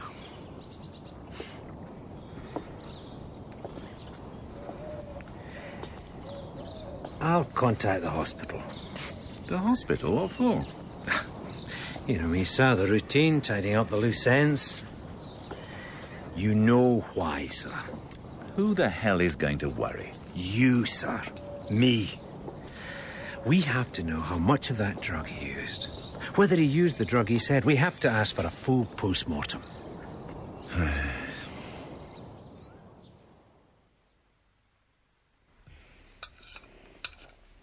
You're very quiet. Am I? Sorry. Are you not going to finish that? No, I'm sorry. It was very nice. I think perhaps I'll have another of these. Another one? Yes, another one. Good grief, you're starting to sound like Babs. Oh, Babs? That's what the lads call her. Barbara Antoinette Beecham, superintendent. I'm sorry, Margaret. But it's been a bad day. Why don't you have your whiskey in the sitting room? You might save a bit of the fire. I'll put these things in the machine. Your Dr. Kendrick is going to go down for murder. They did a post-mortem on the Benjamin man. There were no traces of drugs of any kind. Kendrick didn't take any chances. He just pumped air directly into his bloodstream. The poor man. How could he have thought to have got away with it? Well, perhaps he didn't think at all. You've always told me that most murders are committed in a few seconds of madness. Who misses people like Benjamin, Margaret? The streets are cleaner places without them. Why don't you take your drink into the other room? We waste time and resources on these hooligans and to absolutely no avail. While people like Kendrick, who actually contribute something to... When I've done this, I'm going to bed. I'm listening to a book at bedtime. Hmm? Oh, is it any good? A bit dreary. You don't mean a word of that, Ronald. Things will look different in the morning. I'll see you in bed. Don't be long. I'd rather a dreary old policeman than a dreary old book any day.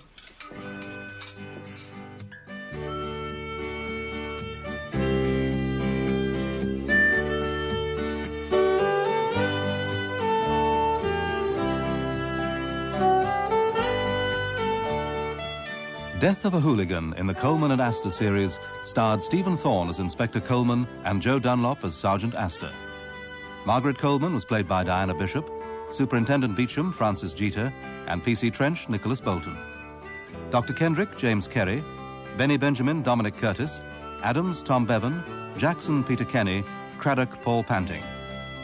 Train guard, Hakim K. Kazim, train barman, Gareth Armstrong, pub landlord, James Taylor. Coleman and Astor is written by Michael McStay. Theme music by Stephen Warbeck. The series producer and director was Jane Morgan.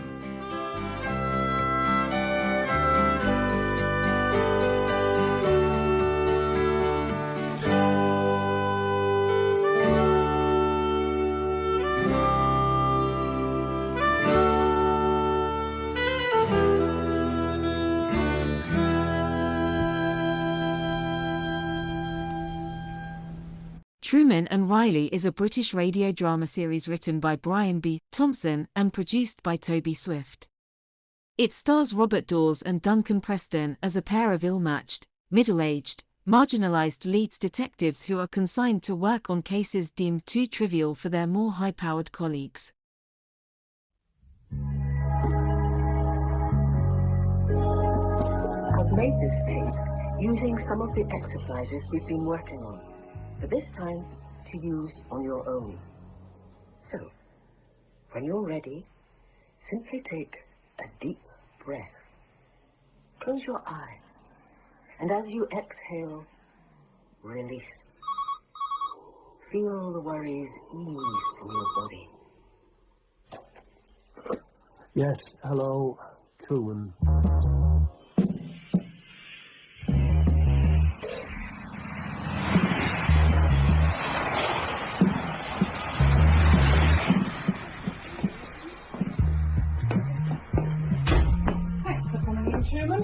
Sorry, my assistant was a bit cryptic on the phone. I wanted to dot the I's in person. Good journey? Yeah. Oh, it's out of the blue, though. I was at the Chief Super's conference last week. Did you know I've been promoted? I can tell by the carpet. Ah. Yeah, well, your name came up during coffee. Heard you'd been past fit? Well, I thought if the Met aren't ready for you yet, we are. Too long since you worked up here. You've got a case for me? First things first. How are you? Fine. How are you feeling? Fine. Well, that's what the little voices inside my head keep telling me. Joke. I won't beat about the bush then. I have got a case for you. It's a good one. Why me then? Our lot have been over it and got nowhere. No point treading the same ground, is there? I want a fresh perspective, somebody out of the loop. And you can't get more out of the loop than me. Good thinking. Whatever problems you've had, Truman, you're good. You don't deserve to be stuck at home twiddling your thumbs. I've worked with you, remember? Under me? Oh, well, it was a long time ago. Look, Alison, I'm flattered, but to be honest, if it's a big case, I'm supposed to be avoiding pressure. All the hard work's done. You have no squad to run, just access to all the casework. I'll get you a pool car, book you in at the Eastern, all right? I don't know. I just think I might be better, more easing myself back in. I hope you don't mind me being personal, Truman, but one thing you can't do as a copper is duck out.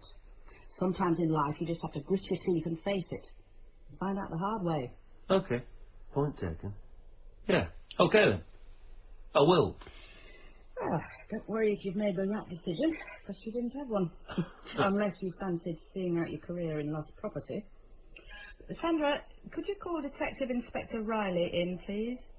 Thanks. Old friend of yours, I gather. Oh, yeah. Riley.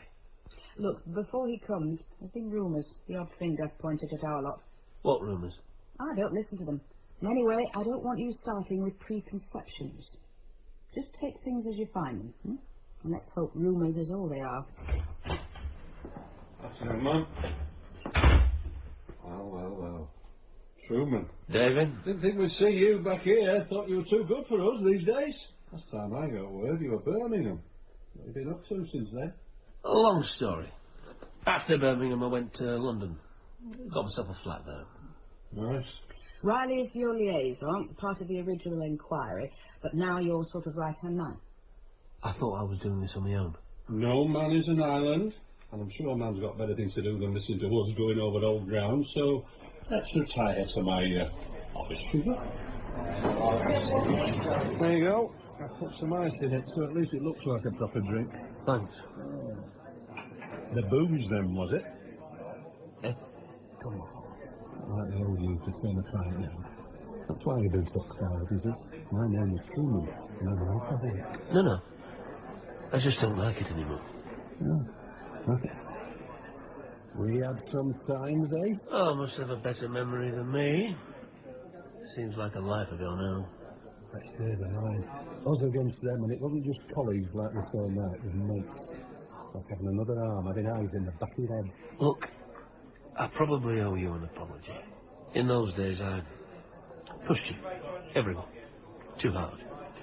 If it's any comfort to you, I pushed myself even harder. Of course you did. That's how you got up the greasy pole. There's no wrong with that. Come on. The cards on the table. What's this? When I walked in the door, you looked at me like I was a stranger. If I remember rightly, we're investigating a murder, not me.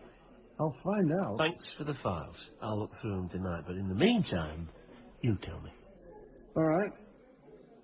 He was a student at the university named Louis Bryant. We found him floating in a boat near the docks, shot through the head. What was he doing on the boat? No one knows.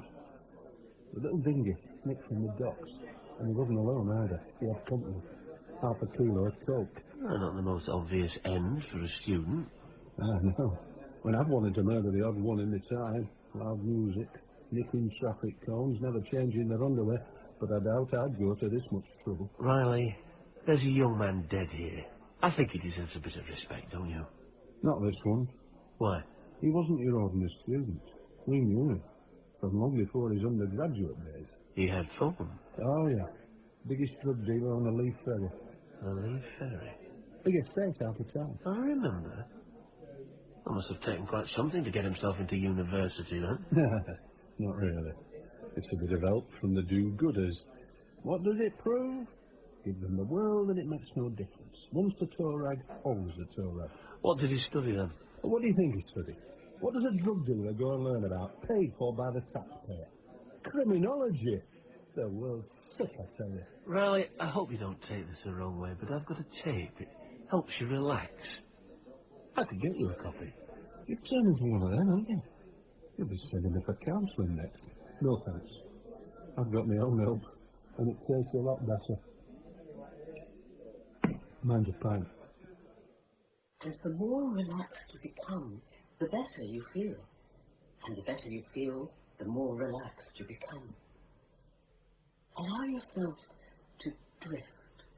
Continue to take long, slow, deep breaths and concentrate on the sound of my voice. And just relax. Breathe deeply and relax. Yes. Hello, this is reception. Your alarm call, Mr. Truman. I'm already awake, but thank you.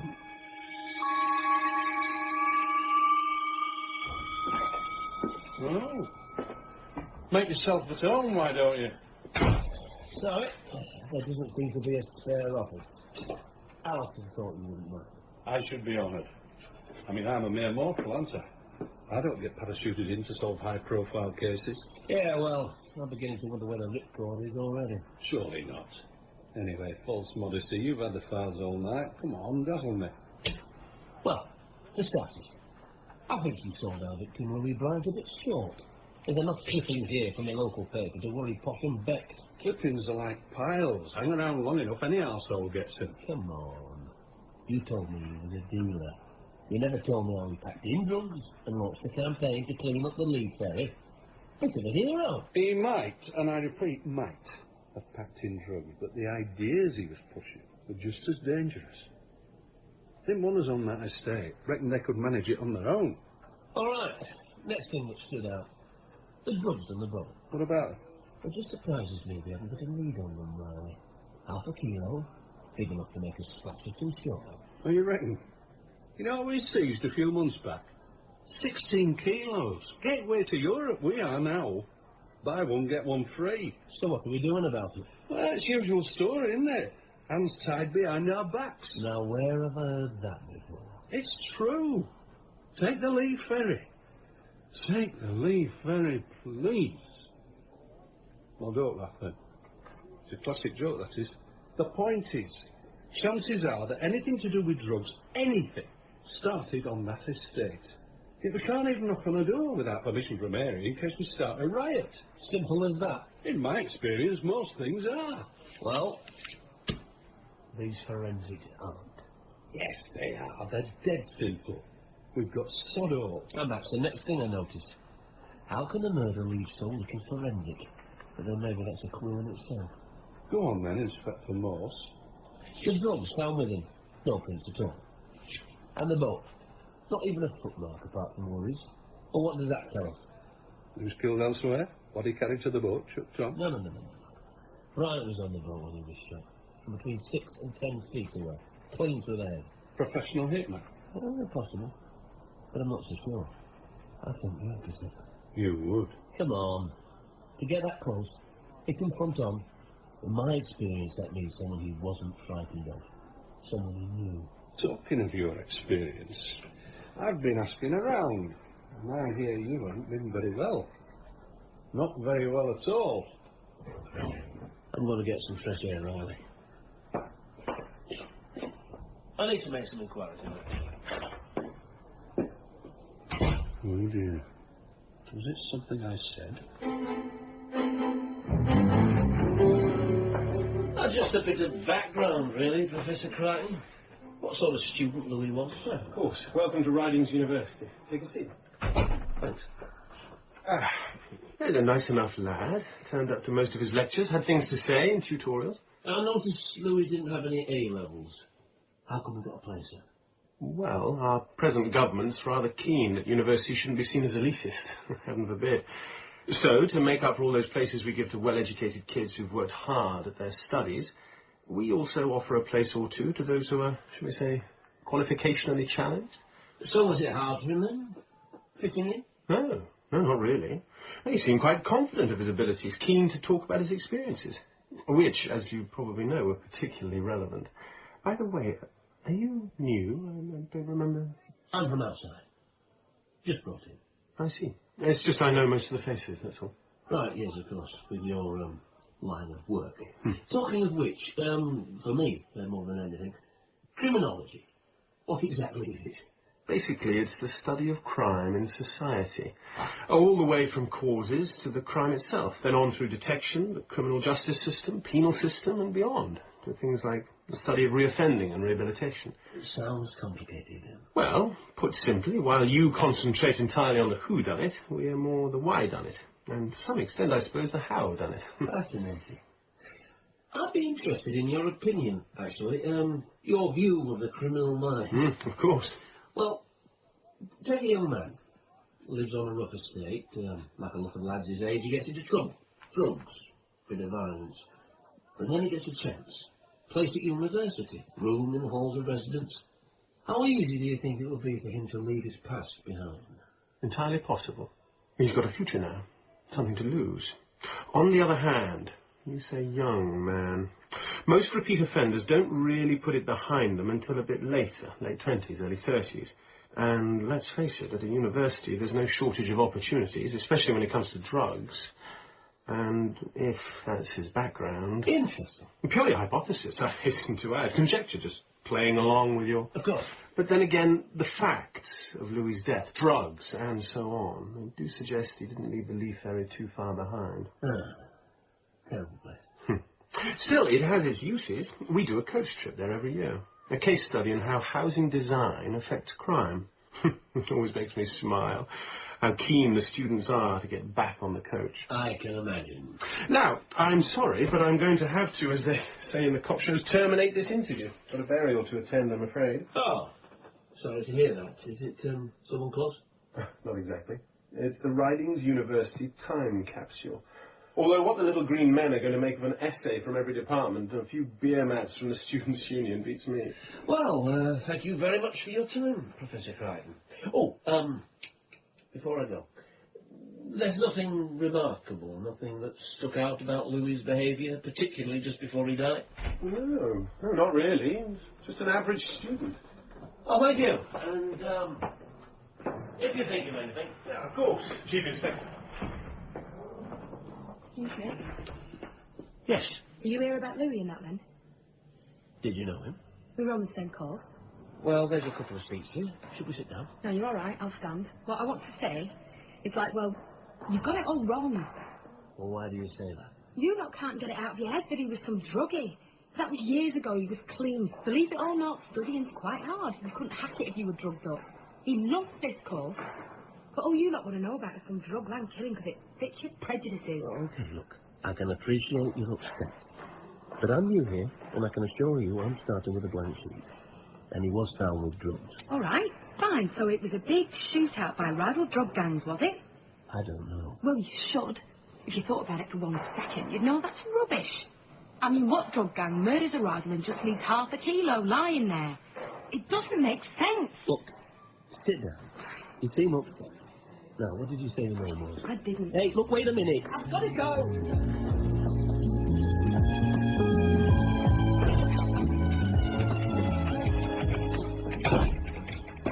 Morning. I think I've worked it out.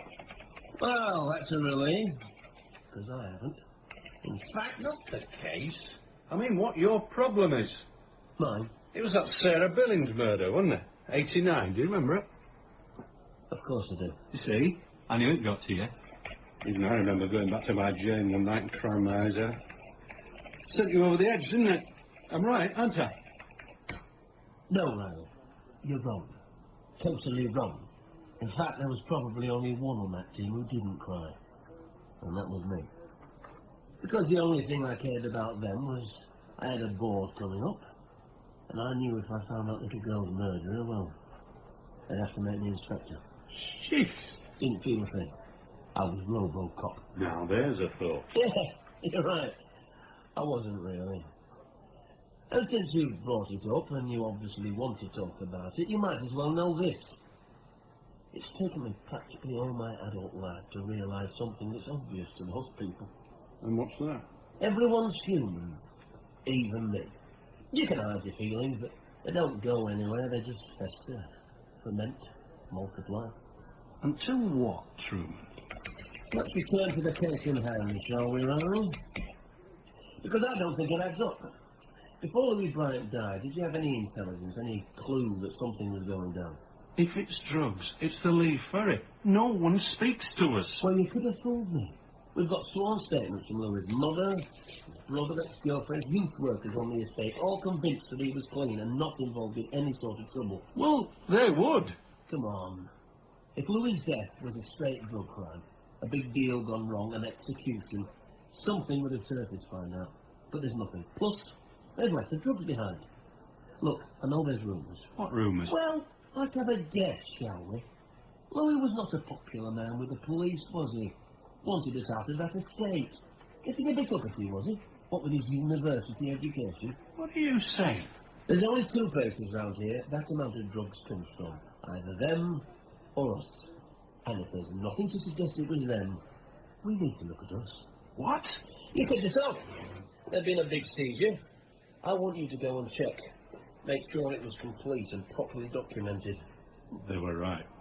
You are balmy. Well, you never know then, Riley.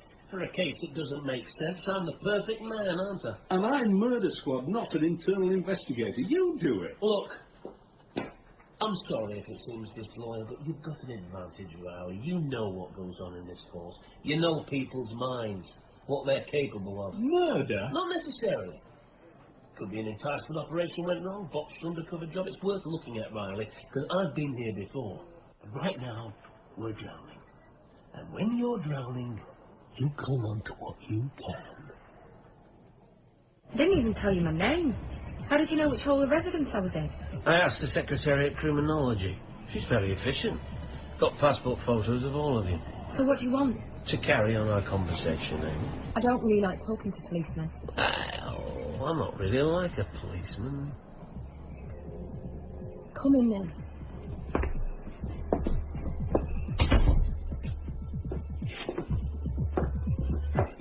Wow! I haven't seen a postal shape of Riley since my college days. Back in fashion, is it? Well, there's hope for us all. Let's get this over with. I've been thinking about what you said. Trouble is, if Louis is innocent, how the hell did he end up in that sort of mess? How would I know? You knew him. We weren't sleeping together, if that's what you're after. Amy, are you okay? Fine. I just don't know what you're on about. Well, I'm interested in everything to do with Louis, because, clean or not, Louis was murdered, and I have to find out why. So, is there anything that might help? If it would help, I would tell you, I promise. Okay, let's leave that. Have a bit of fun. Eh? You knew Louis? You are a student of criminology. Come on, the floor's yours. Really? Go on, give me a theory. Okay. Well, I think you can leave your past behind you, but you can't always stop it coming after you, can you? So, you might have left the underworld behind, but they hadn't finished with him. Yeah, maybe. I don't know. Interesting. Did he ever say anything to that effect? No. Like you said, just an idea. No. Well, thanks anyway. See you, Shay. You're a bit weird, aren't you? Thanks. Don't get me wrong, it's better than being normal. This place is full of them. That's what I liked about Louis. He weren't normal either. Amy, I couldn't help noticing your photo in the office. I had to look twice. I'm not being rude, but you looked a lot younger. Was it taken a long time ago? Oh, yeah, I had a year out, you see. That's what did it. Here, look, have these. Oh, what are they? Some of Louis' essays. He lent them to me. We were doing the same project. I want you to have them just so that you know that there was more to him than just drugs and the Lee Ferry estate. You know, Riley, I think we're underestimating our killer. It was a very clever crime. The gunman, or woman, I suppose. Very equal opportunities. You okay? Great. Just great. Did you realise our killer wasn't even at the scene of the crime? Not strictly speaking. No footprints, remember? So he fired from the shore. Because the boat was found drifting, we don't even know where on the shore he fired from. So there's nothing to trace him there. And we're never going to find the bullet, short of dredging the whole docks. Yeah. Very smart. I'll take it back. This must be one job the Lee Ferry didn't do. By the sound of it, they don't have the brains for it. Well, let's be careful of assumptions. They, in my experience, are very dangerous things to make. Good. So I hope you won't jump into any. Eh? That 16 kilos you asked me to look into. They should have been destroyed by now, but there was a hold-up, so I did a second audit.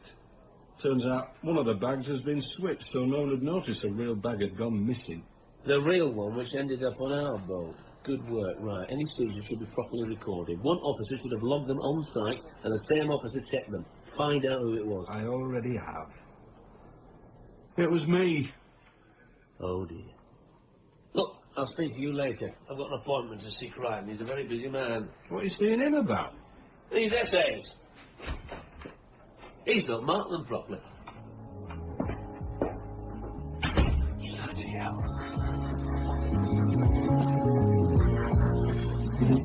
Thanks for more, Chief Inspector. I've been doing some studying. Very interesting subject. Criminology. I take it the case itself hasn't been too demanding, then? Well, nothing like a little light reading to wind down in the evenings. I've been reading about something called community justice. Ah, yes. All the rage. We mustn't look at individual crimes, or heaven forbid, try and solve them. We should be looking at them on a holistic basis within the context of the community. Take the Lee Ferry. Oh, please, take the Lee Ferry. No, that's odd. D.I. Riley did that joke. Do you know him? Yeah, of course. I often help out CID. Bit of profiling, statistical methods. Now, where were we? Ah, Yes, community justice. I think out in the real world we prefer our justice a little more clear-cut. Oh, but the person I was reading had plenty of experience in the real world. It's Louis' essays. Fascinating stuff. And the A inked in at the end of them. That'll be for average, will it? Huh? Well, it's just you said he was an average student, but well, according to these, he got straight A's. Ah, I understand your confusion. These were given by other lecturers, perhaps a little more easily impressed. Well, why do you think that was? I think some people were intimidated by Louis. In what way? Well, academics, students who spend our days in books. Perhaps they didn't feel equipped to stand up to his, how shall I put it, inside knowledge. But you did. I treated him just like any other student, which is how it should be. Well, I thought they were good anyway. See you again, Professor Crichton. Crichton.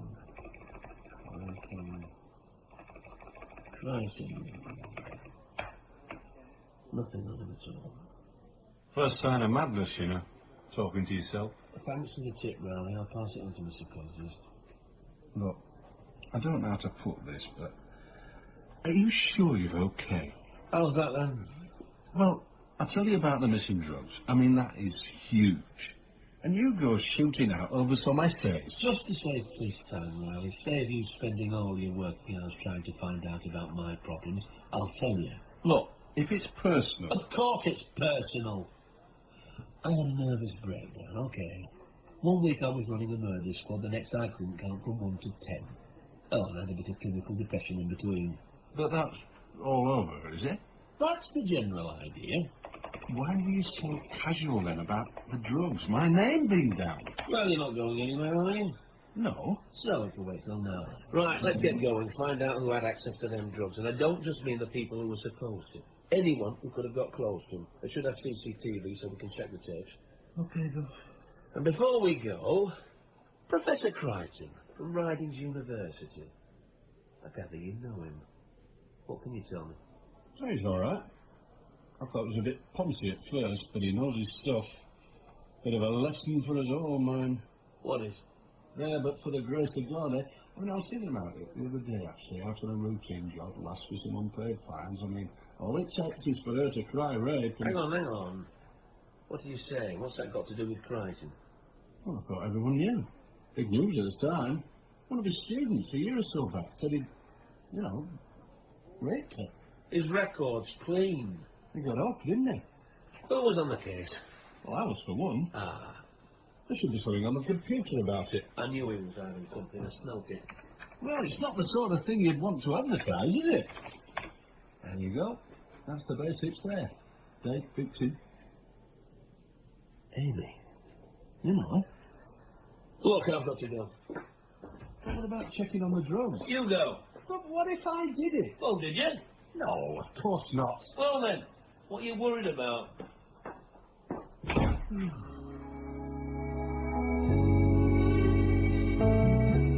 Sorry, Amy. Well, don't worry yourself too much on my account. After all, it didn't actually happen, did it? Not according to the facts. Why didn't you tell me? Why should I? What's it got to do with you? I don't want to talk about it. It must have been terrible. It was. So, why are you here? Ambulance chasing? Sympathy votes? Or is it part of one of your theories? Look, I am sorry, genuinely. But also in my job, you're always looking for connections, Amy. Even if you're not quite sure where they're leading. You came back here after. Back to the same university. Why? They held my place open. Nice of them, wasn't it? Well, why not another one? I doubt they'd want me. Not when I cried rape. Anyway, after Crichton's magnanimous gesture to have me back, well, I had no choice. Amy. No, leave me alone. I knew this would happen, raking it all up. I nearly topped myself, you know. But then I faced it, and what happened? I mean, the only bloke I've ever trusted to think when he gets killed. Now, go on, you've had your thrill, get out! I'm going.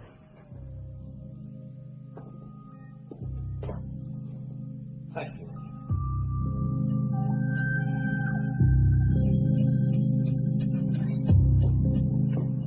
late, I see. Well, see if that's on cable TV at the hotel. Evening, Alison. I was hoping to catch you anyway. I hear you're looking at a rape case now. I'm looking at all sorts of things. This drug line sounds promising. What's the latest on that? Riley's on it at the moment. Do you think that's wise? Well, he's my right-hand man. You appointed him. Look, I'm as sure as you are Riley had nothing to do with it, but you have to cover yourself. If you're sending him out to prove his own innocence, it could undermine your evidence. Okay, fair point. I'll take it on from me. Good. And don't get me wrong, Truman. You have my full support. But just remember, it's your first job back. Play it by the book, okay? Okay. How are you feeling? Fine. I wish you'd stop saying that. It worries me. Got a new skirt. Very nice. Thank you, Riley. Now, a woman will remember that. A little charm goes a long way. Just as well. So, what have you got? Well, good news. Looks like I got away with it. Anyone could have taken those drugs, not just me. Security's a joke. And as for the CCTV, they were short of tape, so they recorded over them. Only goes back to last week. But there is one thing. Everyone who goes in has to sign in. I've done your list. Here you go. Well done, really. Did you get that rape file? Yeah. Had a look through. All came back to me. Okay. I'll save myself the eye strain. In your own words. About this time last year, this Amy, she gets depressed, drops out of college. 2 months later, she walks in the station, reports the rape. Sounds like Amy.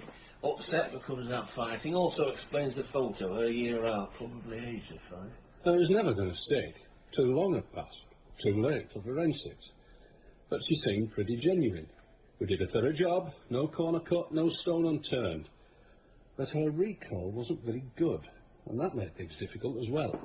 In what way? Well, some things she was sure about, where they'd been out for a drink and that, but some of it was hazy, and then odd bits suddenly come back to her. Sounds like rough and all. Date rape drug, yeah? One and a drink, and they're yours to do whatever you want. And better still, they don't remember much. We didn't test. To be honest, it didn't really occur to me. Oh, because Crichton was a professor. He wouldn't use drugs, would he? All right, maybe we should have. Yeah, don't worry, it wouldn't have made any difference by the time she came forward. There'd be no trace in the blood. How did Crichton seem? Not overly alarmed. No, he's a poor customer, that's for sure. Nice of him to let the girl back, though. Yeah. And when she did, Louis Bryant had just started. They became friends. Louis, Amy, Crichton. Truman, I don't know where you're going with this, but you don't need to. We struck gold with the drugs. Now let's get on with that and not waste our time. Didn't you notice? Your friend Crichton. His name's on this list of yours. So? There's loads of people on that. Crichton's always around. It's part of his job. Look, we had this guy here once. Depression, I think they said. One day, be quiet as a mouse. The next day, go all hyper. You're not like that, are you? Listen to the sound of your breathing for a moment. Just for a moment, listen to the sound of your breathing. You don't need to try to control it.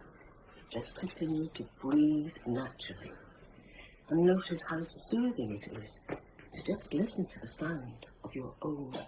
Oh, that's better. Can't concentrate with that on.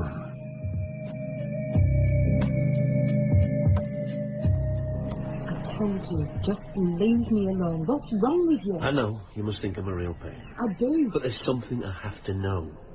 Did Louis know what Crichton did to you? You're a policeman. According to your lot, he didn't do anything to me, did he? Amy, I'm on your side.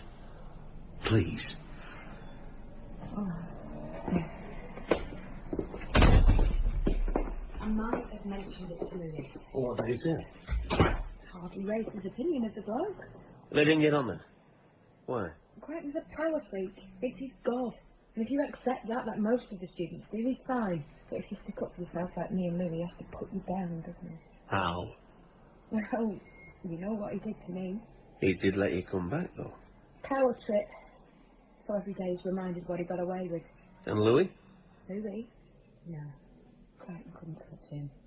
He'd been there, done it. He'd lived it. Crichton just talked it. Did Louis ever mention something called Rofinol? Yeah. How do you know that? I reviewed your case. I think, well, I think Crichton might have used it on you. Does that mean you can get him for it? I wish I could say yes, Amy, but it may be too late. That's what Louis said. He recognised the sign straight away. What else did he say? He said he was going to sort it, but I guess he never got the chance. Someone killed him before he could. You don't think it was... What did he mean by sort it? I don't know. Well, why didn't you tell the police this? If Louis was threatening Crichton... Look, honest, you've got to believe me. He never said another word about it. I thought he'd forgotten. OK, Riley. You might think I'm a few cents short of €1, but I'm still your boss. And being my right-hand man's just got a lot tougher. And why's that, look? Louis Bryant used to live on the Lee Ferry. Crichton did a project on it, and you said yourself everything to do with drugs leads back there. I want you to hit every dealer on the Lee Ferry. Oh, I like it so. Scare them a bit. Even better. And ask them 2 questions. 1, did they ever sell any Rofinol to Crichton? I thought it was cocaine. Trust me, Crichton's not your average customer. They should remember him. And 2, did Louis ever ask them that same question? Was he trying to find out about Crichton as well? You reckon Bryant was trying to finger Crichton over the rape? Well, it would give him a motive, wouldn't it? It's Crichton a murderer. Let's find out, shall we? So what do I owe this pleasure? Lovely house. Victorian, is it? Georgian.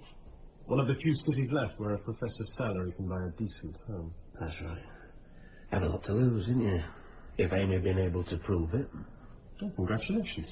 You must have found an old police file. Brilliant. Must have been pretty tough. Holding on to your job after you were accused of rape. Just in case you'd forgotten, I was found not guilty. Yeah. But they didn't know about the Rofinol then, did they? I have no idea what you're talking about. Louis found out. Had the contacts to prove you brought it. Threatening to expel you, was it? Sounds like you need to calm down a bit, Chief Inspector. Why don't you go and listen to one of your tapes? How do you know about that? One of the advantages of my job. Excellent police contact. Well, maybe you could have butched it out. Your word against his. Just like when you raped Amy. But this time it was different, wasn't it? There's you. Top of the tree. With him. Not even an A-level to his name, shaking it. You won't get the fall. Not to him. It's quite a gripping story. And what better way to put your theories to the test than committing a real crime of your own? Stick of Louis, weren't you? So better still, why not tarnish him forever? Use the drugs to make it look like he'd never crawled out of that little hole you thought he belonged in. Are you sure you've taken your medication? And your excellent police contacts. They gave you access to the drugs. Well, you didn't notice security wasn't up to scratch. Follow them, did you? Got to know his routine. I mean, just like a real criminal, weren't you? Saw the boat, perfect. That'll teach some leather for the council estate to start the odds there. A great effort, Crichton. The perfect crime. Well, let's hope not, for your sake. After all, if it was the perfect crime, then surely by definition you'd be wasting your time trying to solve it. There never are, Crichton. There's always a flaw. If not in the crime, then the person who does it. Oh, and, by the way, we found the dealer who sold you the Rofinol. He's willing to testify. Oh, come on, don't insult me. The word of a dealer, words put in his mouth by a cracked detective. I can get a search warrant. You'll find nothing, I can assure you. You know what I think, Crichton? I think you're really rather pleased with yourself. Come on, tell me how clever you are. You know you want to. I've got a better idea. Why don't you leave? Unless, that is, you're going to arrest me. Of course, you'd need evidence for that, wouldn't you? You've gone too far this time, Truman. You've lost it. And when I count to 5, you will return to complete conscious awareness. 1, and you're starting to stir. 2, coming up. 3, stretching and yawning. 4. What? It's no use hiding in the car park listening to music, Truman. Alison, she's looking for you. I asked you to review the case, not enter a competition to be Britain's most unpopular man. I thought you want me to be thorough. Riley gave you a list of people with access to that seizure. On it were at least 2 coppers under investigation for corruption. Instead, you pluck out one of the best connected academics in the country. That's because he did it. I was hoping you weren't going to say that. Where's the evidence, then? It's all in my report. Crichton might just have used rope and all, though we'd have a hell of a job proving it now. But to go around saying he killed Louis Bryant when you haven't a scrap... You're an experienced officer, Truman. What's going on? I just tell it the way I see it. I can't help it. You never used to be like this. You know what my psychologist said? Part of getting better is getting rid. I see things simple. I had to twist a few arms to bring you in, you know. I'm sorry if I let you down. So am I. I've put you down as unfit. Unfit? That's what Crichton tried to make out. But no, I'm fine. Look, if it's a relapse, then no one's to blame. You'll be all right. Take the right boxes, you'll get retired early on a good pension. Alison, no. You can't. I'm sorry, but it's for the best, for both of us. Just thought I'd say goodbye. Not very John Wayne, is it? New sheriff comes into town, solves nothing, then gets retired on sick grounds. I wanted to reassure you. Crichton won't touch you. He already has, remember? Well, at least he's had a warning. He'll keep his nose clean now. You're kidding. I'm not staying to find out. What? Don't worry, I've got a job. I'm helping set up a community justice project on the Lee Ferry. Great. Congratulations. I'm sure they'll be proud of you. I know he will. Well, at least you know why I'm weird now. What's your excuse? I used to be normal, but it drove me mad. Listen, before you leave, I better take your number. New job, having a chief inspector in my phone book, it might be handy. Yeah. Yeah, well, I'd be glad to. Got a bit of paper? Had loads. Must be selling these, but student newspapers don't seem important anymore. Here. Hang on a minute. What? Your front page here. The University time capsule. Sorry, don't find them that interesting. Maybe it's a bloke thing. Crichton's arrogant, right? Borderline psychotic, I'd say, but what's that got to do with it? The perfect crime. What's the problem with the perfect crime? You can't solve it. Which means whoever did it... never gets locked up. Yes, but also never gets the credit. He could have acted innocent with me, but he didn't. He was egging me on. It was like he wanted me to know he'd done it. So? The time capsule. By the time it's opened, he'll be dead, but that's okay, because at least he's got the satisfaction that posterity will know how clever he was. Bit of a risk, isn't it? So killing one of his students. He's a risk-taker. He loves the thrill. Classic psychotic behaviour, and you know how I know that? His lectures. Well, obviously he knew what he was talking about. So what are you going to do? I don't believe you're doing this. How do you get authorised? I reckon you did. Faked your signature. You I thought you deserved it. Crichton seemed to know quite a lot about me. Well, I never said oh. Honest, he knows everyone. You're taking a risk, aren't you? Being seen with me, just a fruitcake. Look, we might not always have seen eye to eye, Truman, but I'll give you this much. Since you come back, there's not been a dull moment. We'll make the most of it. Because if that's who I think it is, I might be disappearing for rather a long time. Looks like they've reached the capsule. Go and have a gander. Quick. Try stopping me. Professor's not enough for you, Truman. That's upset the Vice-Chancellor as well. What do you think you're doing? You can't just dig up his university. I have new evidence. Just bear with me. Well, I have new instructions. You put everything back how you found it. You personally apologise to the Vice-Chancellor, and then you sling your hook for good. Ma'am? Riley, I thought you had more sense. He slipped it inside the criminology section. He's even given it a title. The Perfect Crime by Professor James Crichton. Have a look for yourself. Oh, yeah. Look. Chapter and verse.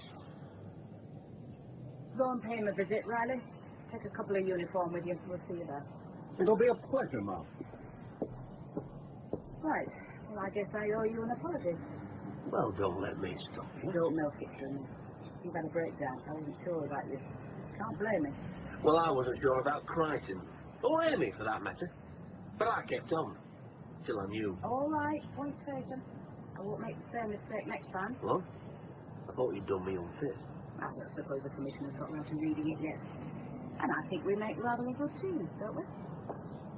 Team? Team? Alison! And finally then, when I say 5, please open your eyes and return to a state of complete conscious awareness. 5.